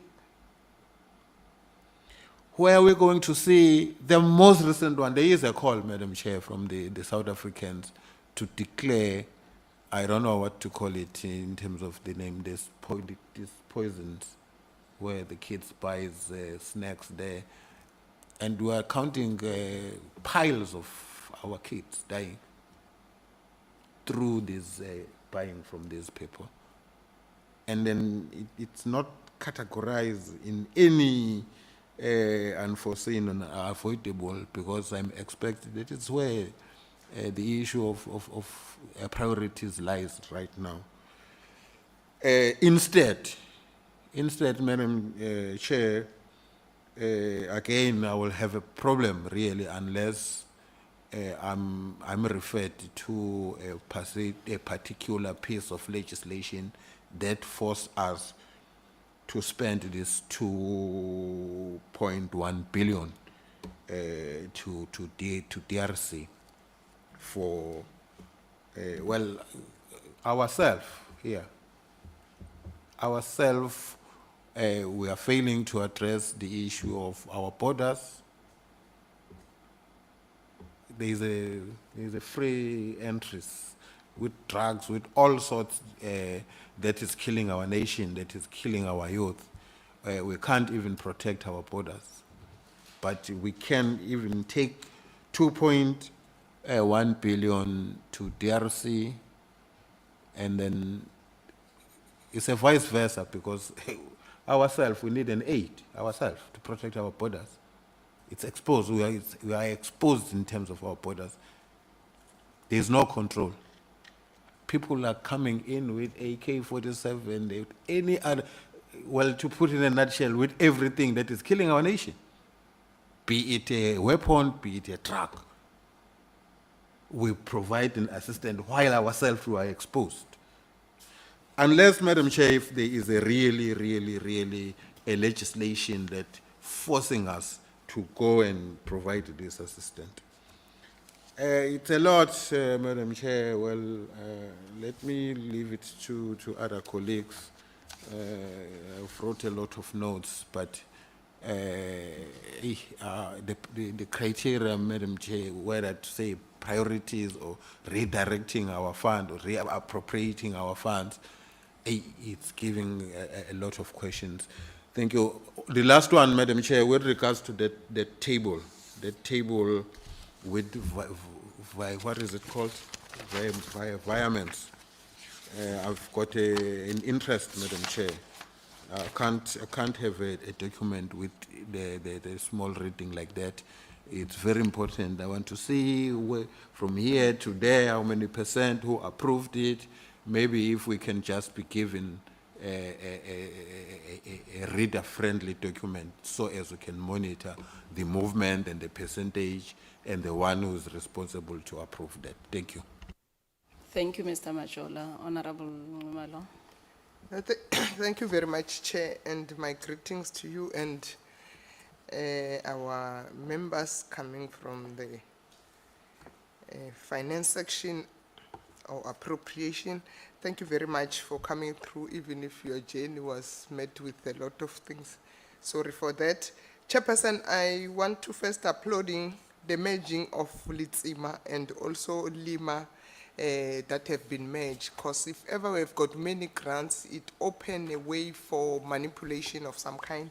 So whenever the grant has been merged, it assists, because it wants to serve the same purpose, which is delivering service to our people. Chairperson, the other issue is the issue of the tax relief fund. Chairperson, you know the taxi industry. I think a little bit Honorable Majola has touched on the issue of the taxi, to say that in terms of formalization, the issue of tax. I want to know the allocation as to how accessible is the fund for taxi people, and how is it that going to be processed? Because that one, it's a hostile environment which need a bit of your mind being on it, and you apply your mind very correctly. The other issue, Chairperson, it's the issue of rollover. There is, you have mentioned that there is 29 million that have been rolled over to the municipal system improvement grant for development to complete project that are related to data management. What is the criteria to allocate those funds? Looking at our municipality, because I'm from a rural municipality, which is a grade 5 municipality or grade 4 municipality. So there are others who are coming from metros, which are more than that. So how are you going to allocate this fund equitably? Because we want to share whatever equitably. So the other matter I think has been covered, the issue of sanitation project in our school, to say that if ever you merge these two, so what is the purpose, what is it going to serve? So I think it's something that have been already asked. The other issue, which is also a burning issue, is the issue of unspent grant, which I understand Department of Water, which is having a lot of problem as we speak, and also the Department of Small Business. Most of our people yesterday, State South Africa was announcing the unemployment results, unemployment statistics, so it was very bad. Chairperson, the last issue I saw over the news that the Supreme Court, I'm reading, have paved the way for municipal officials to be held personally liable for governance failure in council. The ruling make it possible for multi-million rand claim to be recovered from official found to be responsible for unauthorized, irregular, fruitless, and wasteful expenditure. Government expert is Professor Kediboni say that this is what the country has been looking for so many years. My question is, does the law, maybe you can't be able to answer me today, does the law applies to those municipality officials, or is it a holistical approach to say even those who are in the provincial government and also those who are in the national government? Thank you very much, Chair. Thank you, Honorable Malo. Mr. Keza has not yet been responded to, but he's already indicating that he has a follow-up. Let me respond on the issue of libraries to assist him, because what I know... I think it's something that you will take outside and discuss as people of Mpumalanga. I'm going to give to National Treasury to respond, then Mr. Keza, your follow-up will come after you've been responded to. You can't follow up before being responded to.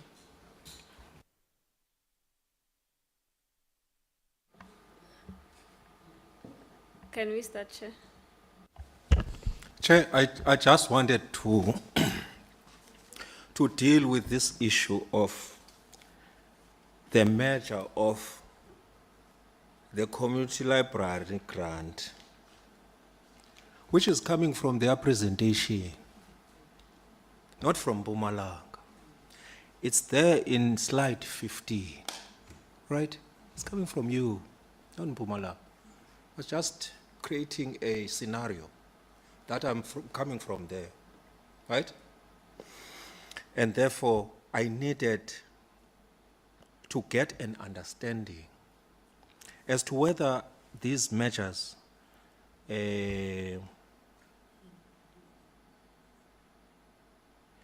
terms of how they are going to be executed, because there were reasons for these grants, let alone the EPW grant. You know, for my position as a red overall, I don't like people who are not insourced at all. So to speak about an EPWP grant that is merged, and then is it not going to eliminate the objectives of these grants? Will it not compromise the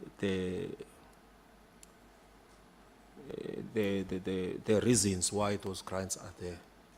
Is it not going to be swallowed now into the provincial grant? And as a result, there's no reinvestment. I think that's what I was trying to get across to you. And then, I think for now your point has been made. Let's allow them to respond. Yes. You will come back with follow-ups. I'll come back with follow-ups. Thank you. Yes, colleagues. Mama Kgarekwe. Okay, thank you, Chair. So I'll answer, maybe I'll start with the libraries in Mpumalanga. I visited one in Mametlake in Dr. James Moroka. I was there myself when it was being opened, when it was new, built from this grant. So I can say definitely there, I'm sure there are many more in Mpumalanga. We can get to the details of where the libraries are from that were built. But essentially this grant now is gonna, because if you look at the 2/3 of this grant is spent on operationalizing those libraries. So only 1/3 is going towards building or maintenance. The rest is paying salaries and ensuring that the libraries run smoothly. But I'll go to the first one. I thought I should talk about this Mametlake. That site, I don't know if it's Mametlake, but I know it's area of Dr. James Moroka. So I'll start with, so I think other colleagues will respond as well.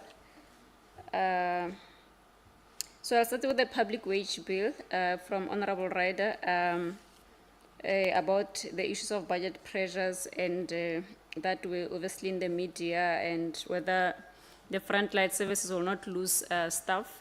So just to say, Honorable Ryder, that if you recall that last year this time during MTBPS, there was an indication that there was going to be reduction on budgets, even the MTF, particularly if you look at reduction, I think for provinces in particular, it was almost 20 billion a year for this 2024 MTF. But when we analyze the budgets, because what we normally do, particularly for provinces, we after they get allocation letter on the day of the MTBPS, we ask them to submit the second draft of their budgets.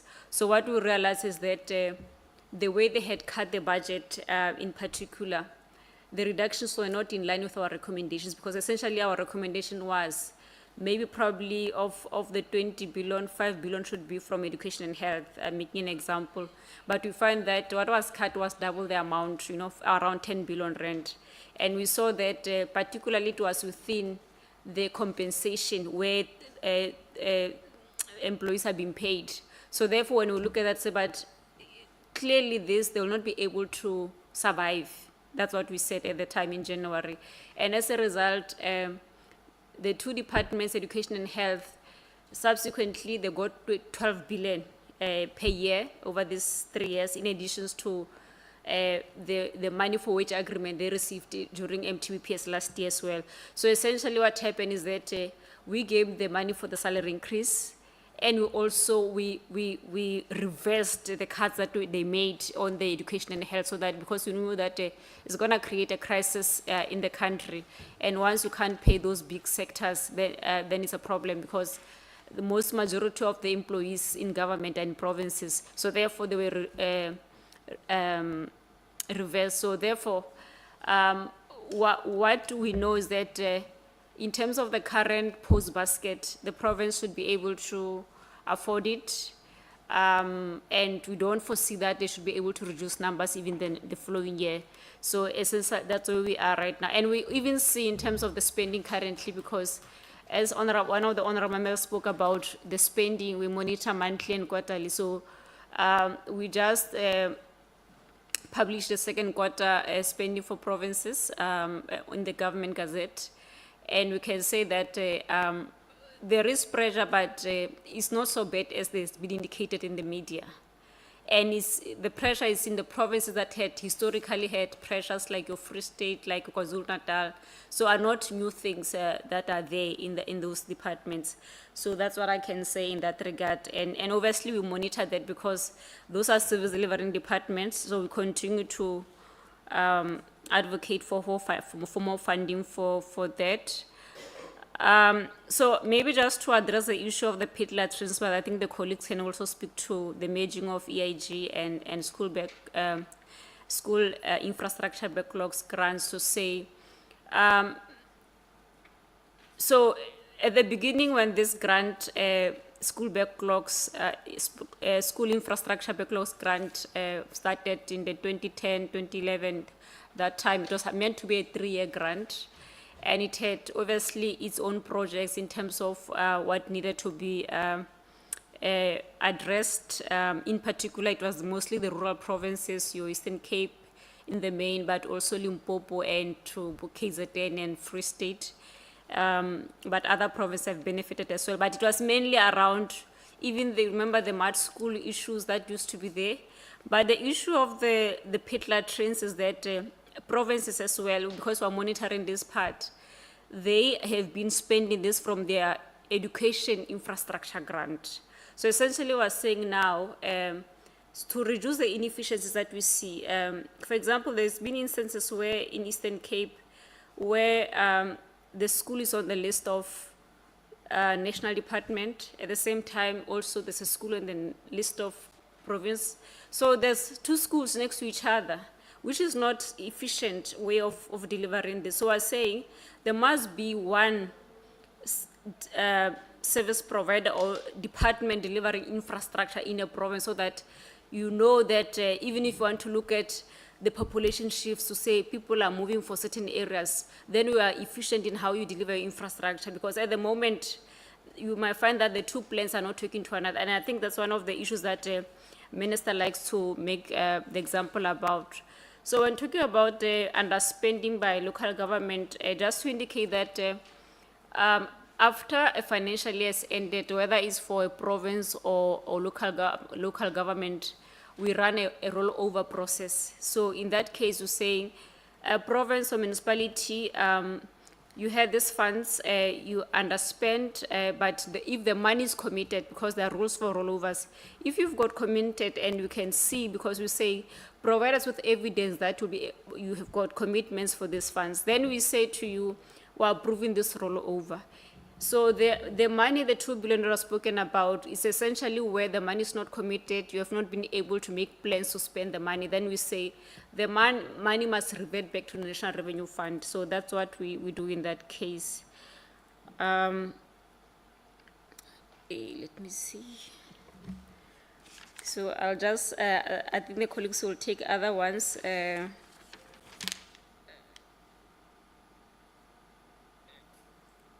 So maybe just to,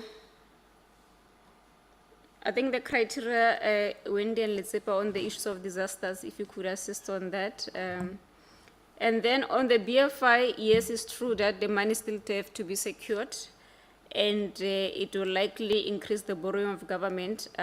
So in that regard, so I think that one is true. Disasters, amounts allocated for disasters not enough. Yes, I think Wendy did indicate that the amount that needs to be allocated as well over the 2025 MTF for other provinces as well. So other questions are a bit tricky. I think the colleagues will help me with the breaking new ground questions. But yes, it's true that, Honorable Member, we monitor the spending as already indicated. And yes, in some instances, there is still a challenge of provinces and municipalities not sticking to the timeline, but they also could argue that, look, building infrastructure is not as straightforward as spending on salaries, for example, because salaries, we know, is straightforward. I mean, every month you must spend. But the challenge that we still have in this day and age is that departments tend to start their procurement processes late, that delays. But some of them are able to, towards the end of the year, because normally the trend that we see is that infrastructure generally starts slow, but towards October, November, they're beginning to pick up. But obviously we close again December time, and then you have to pick up the last 2 months, which is not ideal, but it tends to happen because if you look at overall underspending, it's really, especially in provinces, most of the time 95% of the grant at the end of the financial year is spent. So which in our view, we think that is a good yardstick because part of it will still give them back. We don't advocate for them not planning and spending the money, because surrendering money to the National Revenue Fund doesn't take away that there's a need on the ground. So therefore, we always try. That's why we do these site visits and all of this work that we do to ensure that, guys, can you make sure that you do certain things on time, and even the support that we give them. I mean, if you look at programs like Infrastructure Delivery Improvement Program, I mean, we've been supporting provinces since 2001, but to this day, some challenges still exist in that space of delivery.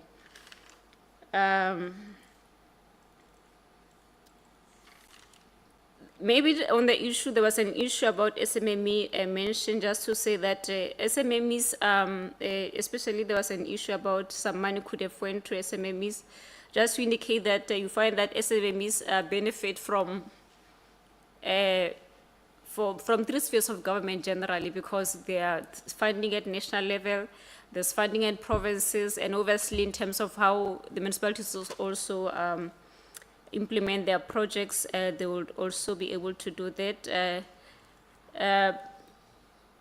And I think the big issue that has been raised as well is the issue of whether the merging of the grants will still have the same, the objectives of the particular grant.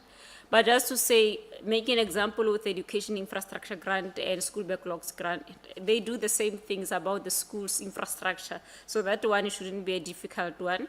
So, and I know that with regards to CASP and Ilima Letsima, so the plan is that to work together to ensure that there are also any efficiencies within the process, because they need to ask themselves whether, because CASP has been around for a very long time, probably are going to us 20 years, if not 20 years. So got to ask yourself whether some of the initial, intent of the grant is still applicable to this day. Could we do things differently to be efficient and use technology to improve in some instances?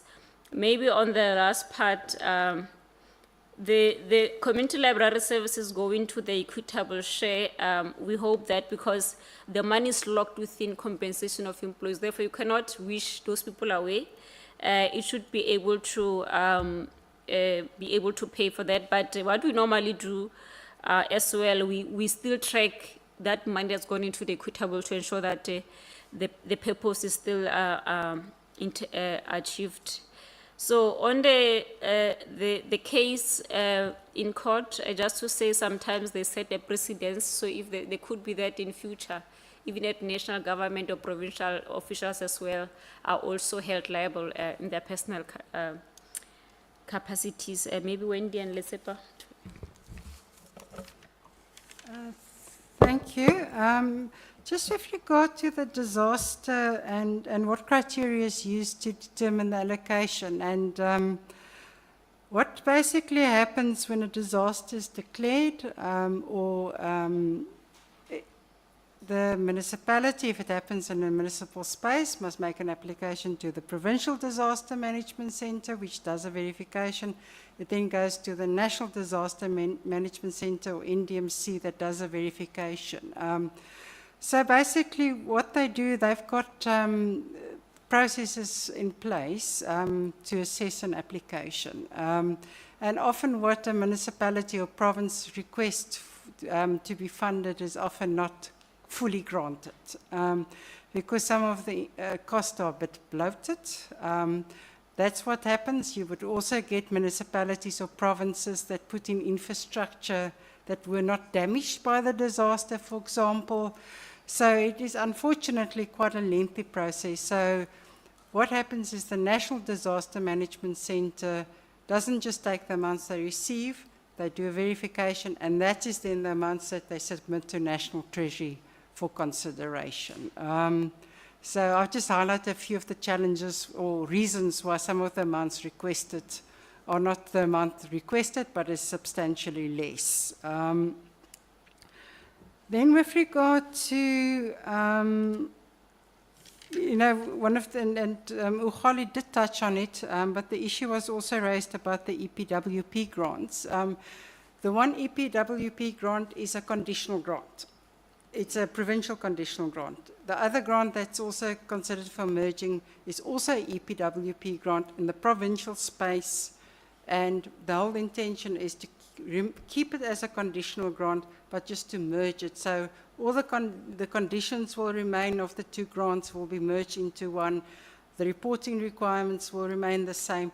It is just streamlining similar grant to be one grant rather than having two conditional grants. So the concern raised, will the ring fencing disappear? It will remain. You won't just have two ring fencings, you will have one ring fencing. Then with regard to, what is being done differently, and if you need to look at 2022-23 compared to now, and maybe to indicate a number of things have changed, and I'm specifically not talking about the municipal space, and you could argue, we should have done it sooner, but at least it is happening. What is happening is that, for example, the interventions in municipalities are being strengthened. The legal framework has been reviewed. There's now collaboration or stronger collaboration between the National Treasury and the Department of Cooperative Governance, and to ensure that we work collaboratively and deal with collapsing municipalities. So that is one initiative. Another initiative that's in place, we all know that the debt, particularly to water boards and Eskom, is too high, and there's also, for example, the Eskom debt relief program, where municipalities can then, if they continue to commit to pay their services to Eskom, then some of their debt can be written off. But it is, that's one of the other initiatives that's in place. We're reviewing the conditional grant system to make it more streamlined, to function better. And in the municipal owned revenue space, we've done quite a bit of work as well. For example, through the Municipal Fiscal Powers and Functions Amendment Act, we've improved the regulation of development charges. That is a new innovative, or not a new, but an old source that was not used because of litigation, because the legislation was a bit murky. The legislation has now been firmed up so that municipalities can actually use that as a revenue source to put in place bulk infrastructure. So there's been quite a few innovations. The white paper on local government is currently being reviewed, and that is an initiative that DCOC is busy with, so there's a lot happening. Then with regard to, quite a number of questions were asked about the taxi industry and public finance, if you can deal please with that one.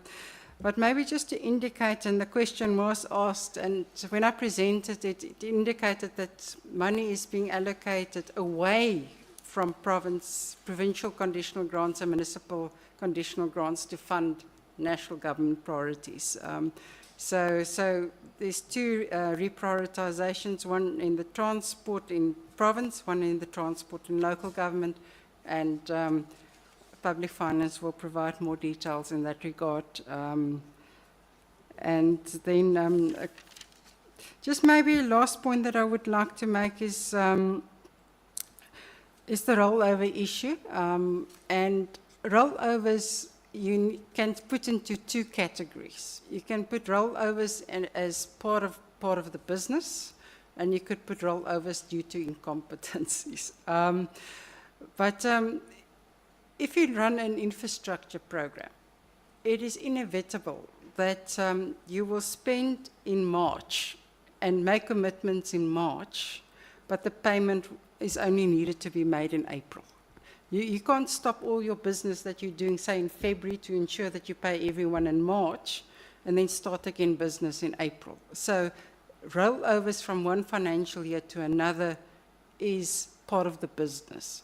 The concern becomes when the rollover amounts become too big, then it is a concern. But it is something that is part of the system. So if you look at the rollover request from the schools backlog infrastructure grant, for example, it is a relatively small amount. So it is part of that normal business. It's not because of inefficiencies, it's just how infrastructure planning works. Thanks. Let's see if there's still a few local government questions.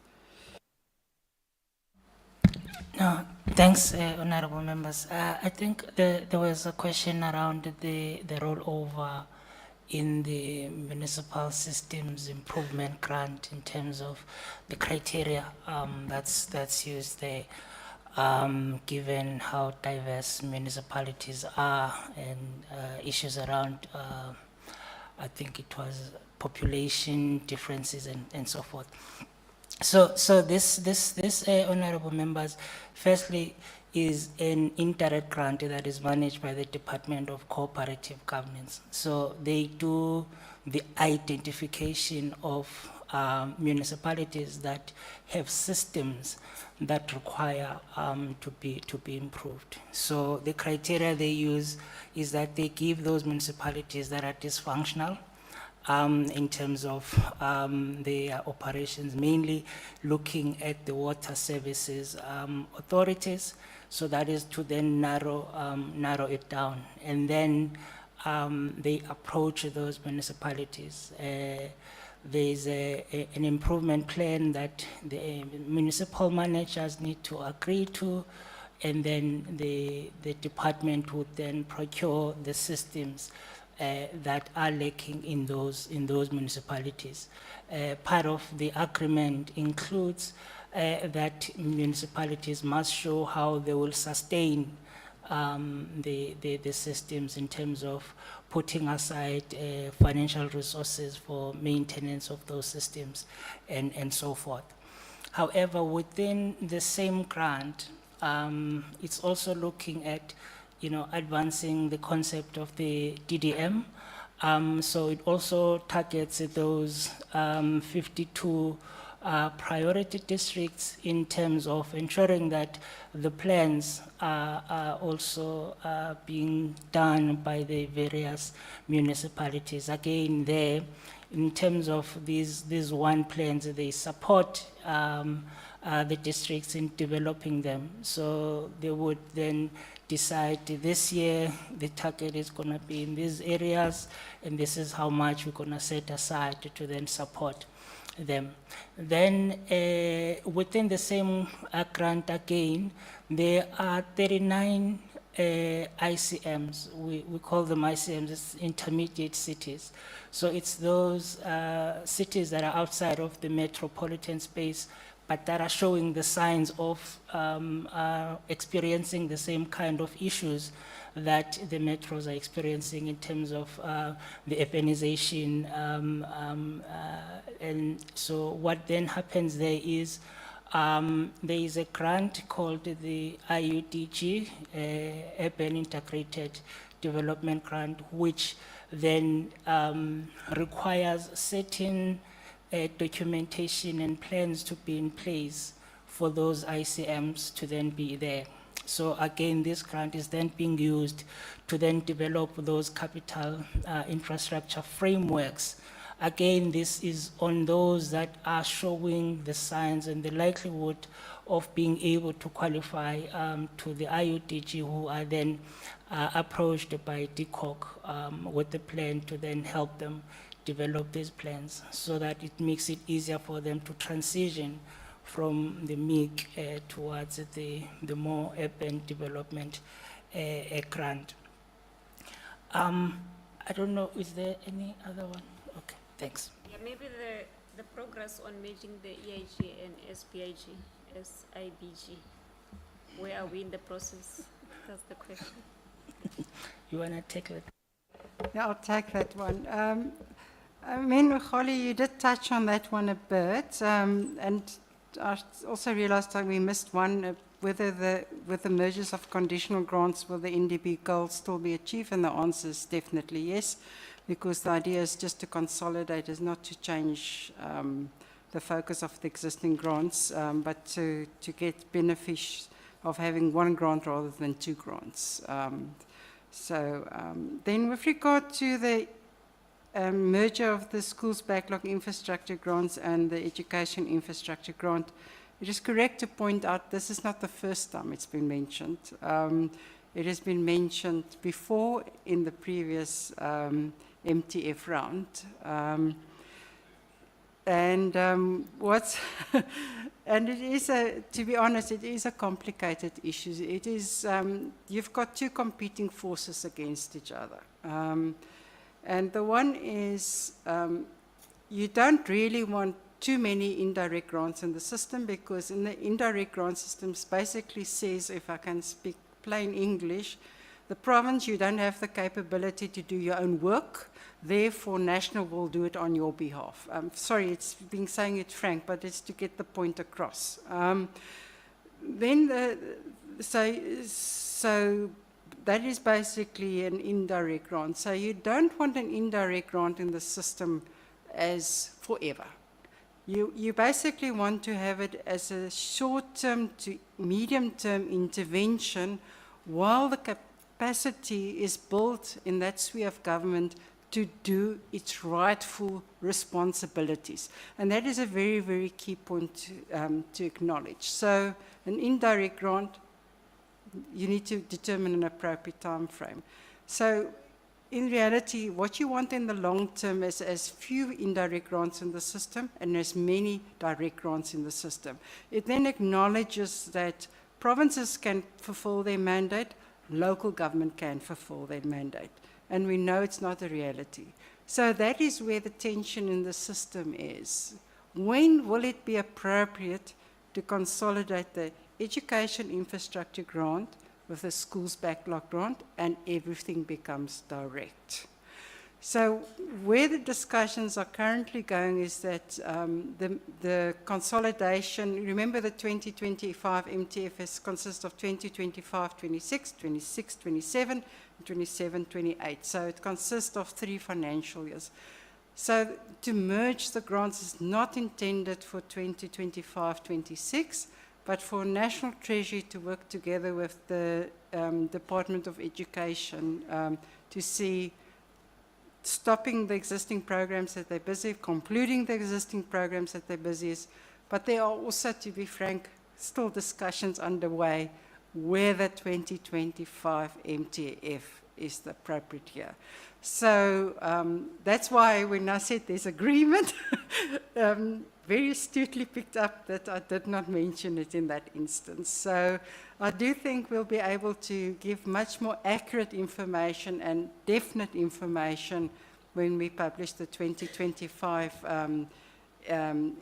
budget on budget day.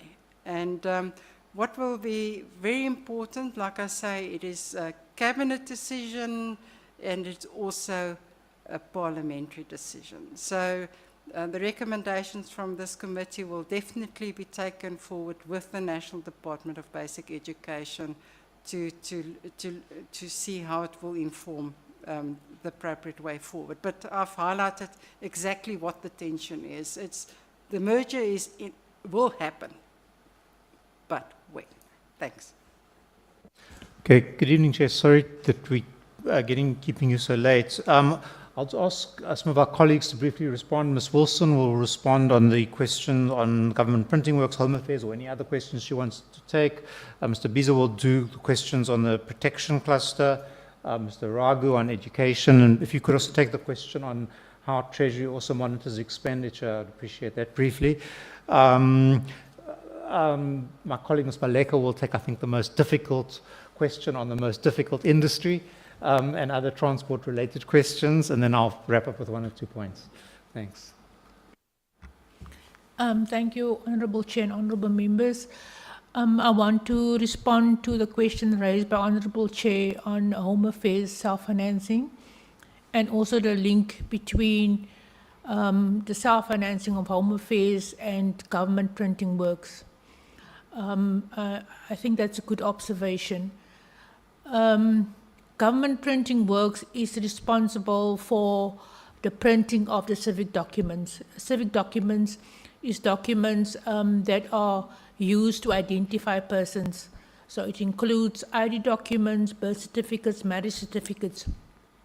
And to defray the cost that is charged by government printing works for the printing and production of the documents, the self-financing is used to defray the cost charged by government printing works. So all the money that you see that was appropriated in terms of self-financing for government, for Department of Home Affairs, goes then back to government printing works to defray the cost of government printing works for the printing and production of the civic documents. And we do comprehensive monitoring of all the amounts that was paid into the National Revenue Fund. So what we appropriate in terms of self-financing for the civic documents is in line with the deposits that's made into the National Revenue Fund. I think that's the only question I want to respond to. Thank you.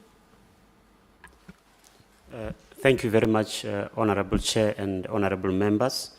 I'm going to respond to 3 questions, specifically affecting the defense and military veterans family. The first question, Honorable Chair, you asked our views around the service delivery challenges in the Department of Military Veterans. Yes, you are spot on. The department does have challenges, and the challenge faced by the department is not financial, but it's capacity-related issues. You may be aware, this department, since 2016-17 financial year, so far, it has had about 5 directors general. So there has been significant instability in leadership within that department. So in summary, I think that's the challenge of the department, instability within the leadership of the department and affecting service delivery. Last year, the department sends back to the National Revenue Fund 200 million. So I can even say since this department was established in around 2011 or so, it has always underspent the budget till today, despite having destitute military veterans out there requiring these services. On the Honorable Rider, on the issue of clarification that you wanted on the shift of funds, is the shifting of funds between the Department of Military Veterans and the Office of the Chief Justice. So money moves from the Department of Military Veterans to the to the Office of the Chief Justice, given the reasons that I've just provided, that the Department of Military Veterans does not have a money problem. It's got capacity problem. The last point that I want to touch on, and this was raised by 2 honorable members, it's the issue around the deployment of the Defence Force and spending of 2.1 billion rand on the deployment of the Defence Force in the DRC. Honorable members, you will know that the Defence Force of South Africa has been in DRC since 1999. So I can, as part of the United Nations MONUSCO mission, now the one that we are providing funding for, it's an additional mission in DRC, which is a SADC-led mission. So all in all, you know that we are also in Mozambique. So currently, South Africa is conducting 3 international missions. It's the Mozambique, is the DRC mission, which is MONUSCO, and SAMI DRC. In total, the country currently is spending around 3.6 billion rand annually on these 3 missions. So from where we are sitting as National Treasury, this is a classic case of where budget follows policy. So this is a policy choice of the current administration and the previous administration. We are just coming into the funding side. You will know that Section 201 of the Constitution empowers the President as the Commander-in-Chief to deploy armed forces for international obligations. Right or wrong, that we can debate, me and yourselves, but this is a policy choice that has been taken by the current administration. So we are just coming on the funding side. because as you know, it's a catch-22 situation for us. The president deploys these soldiers in the DRC, you don't provide funding, you put them at risk. So, thank you very much, Honorable Chair. Okay, Noted. thanks, Chairperson and honorable colleagues. I think I'll touch on a bit on the school's infrastructure, backlogs grant, and the rollover. So I think the one difference between a rollover, I mean, in this grant and in general, and underspending, I mean, one thing you consider is that the rollovers are amounts that have been underspent but are committed in the previous financial year. So just an example with the school's infrastructure backlog grant. Yes, the 35.7 million was underspent, but these are committed. I mean, there were invoices received in the financial year but could not be processed.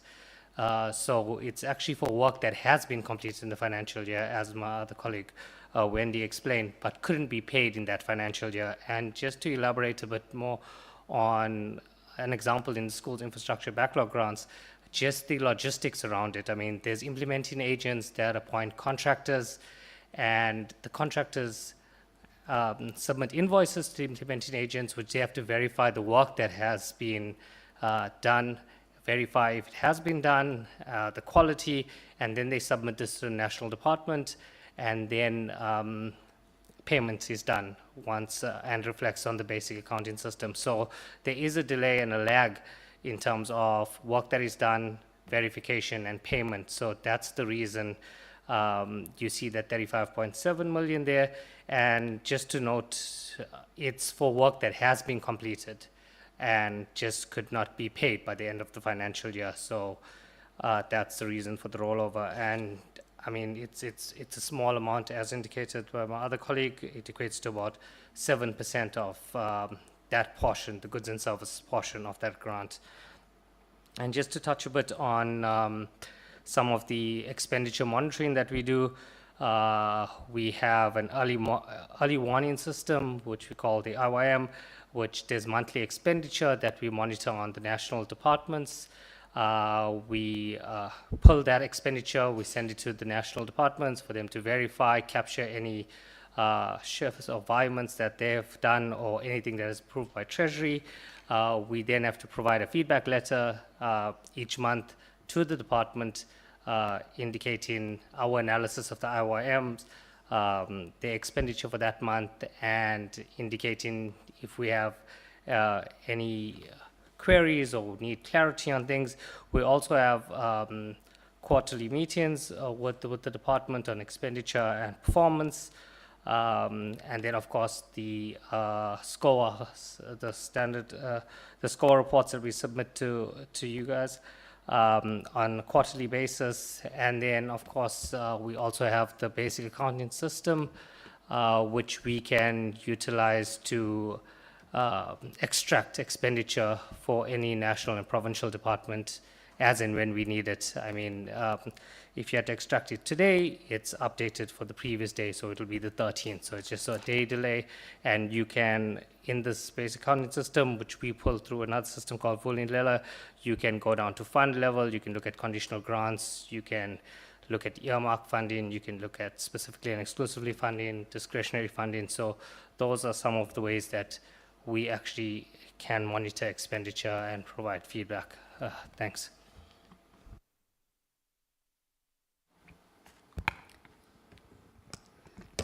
Good evening again, and thank you for the opportunity. I had noted the question about rollover, and that is well covered. And just to make the point that we are hoping that the Parliament would approve the rollovers, given that these are expenses that the department have already undertaken to implement specific projects. So we are hoping that this will be supported. Also just want to make one small comment on unforeseeable and unavoidable expenditure. Honorable, you mentioned the fact that you're concerned that we don't include extortion and drug trafficking in this component. What we have in this part is the requests that come from department on those expenditures that they are going to implement that they had not foreseen at the beginning of the year.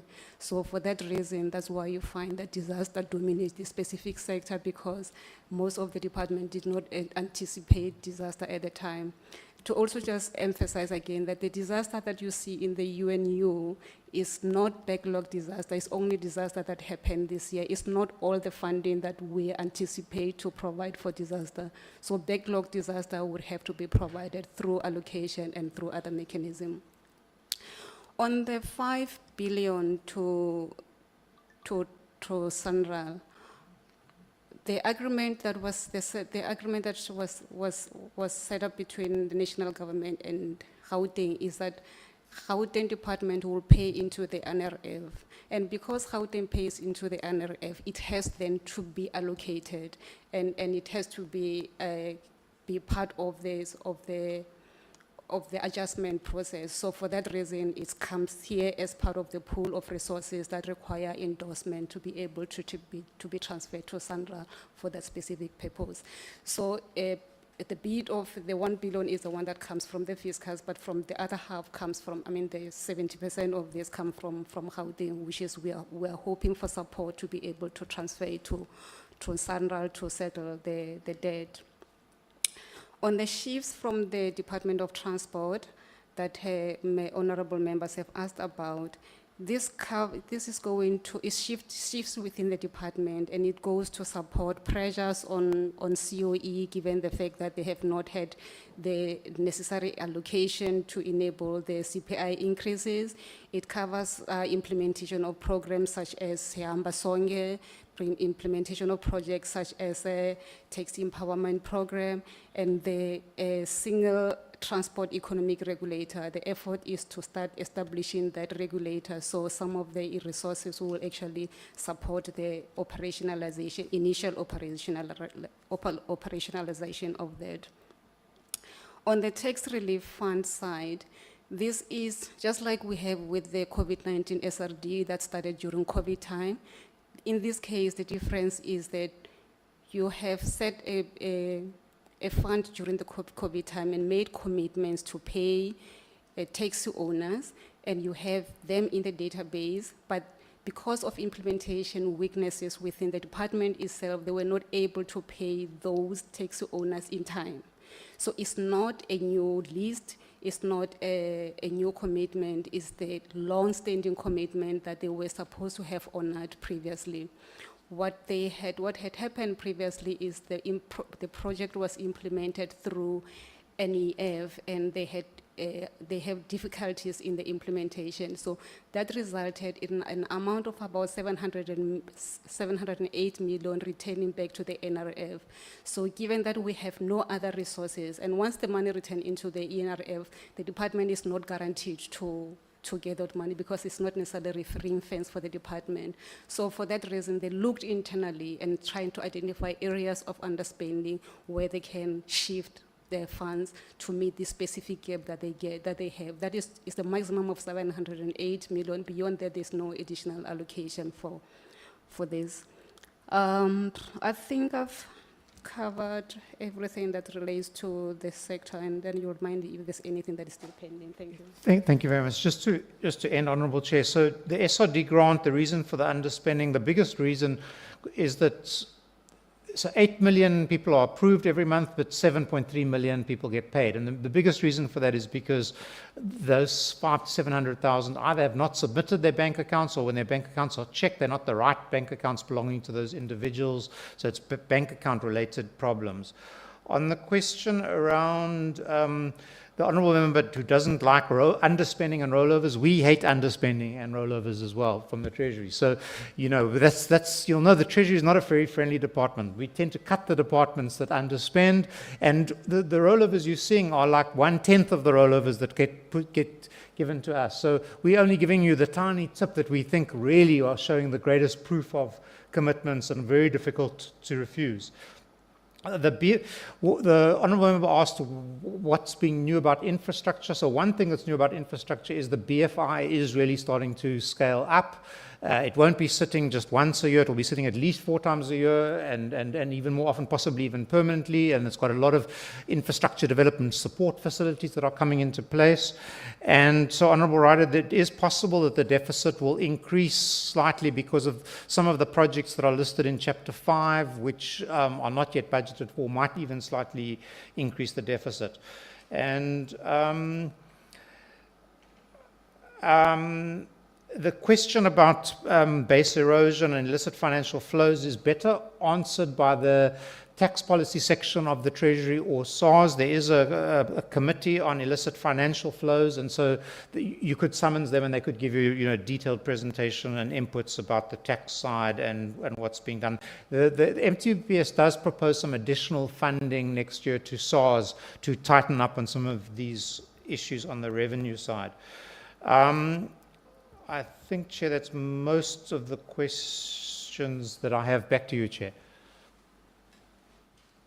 Thank you very much, colleagues.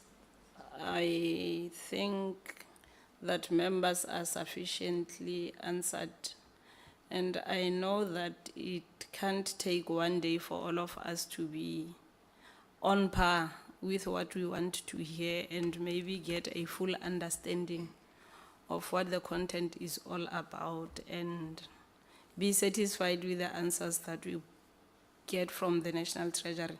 But even beyond the process, I think engagements can still continue. We are here for a term. So I am not going to waste any time, members. I know honorable members, some of them are already ready to leave as they've been here since this morning. Let me take this opportune moment and thank your good selves, once again, members and the delegation from National Treasury, for making time on an afternoon to come and spend the day with us or the afternoon with us. I know the change of times have somehow disturbed your schedules, but either way, you chose to be with us. Honorable members and support staff, this brings us to the end of our meeting. Thank you very much. We will deal with the issue of minutes in the next meeting. Thank you very much. Chair, the most important question wasn't answered. Which lift is it? Lift F. I think it's better they take you alone through that lift. You'll use that lift with them from here.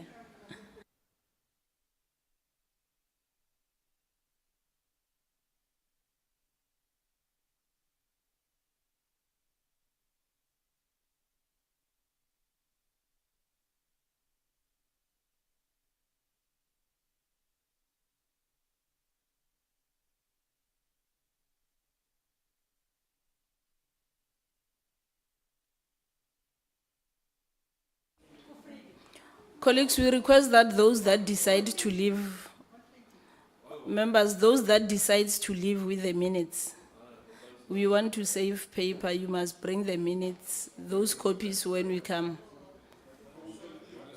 Yeah. Or if you are comfortable with leaving them, you can leave them, but I know most members prefer.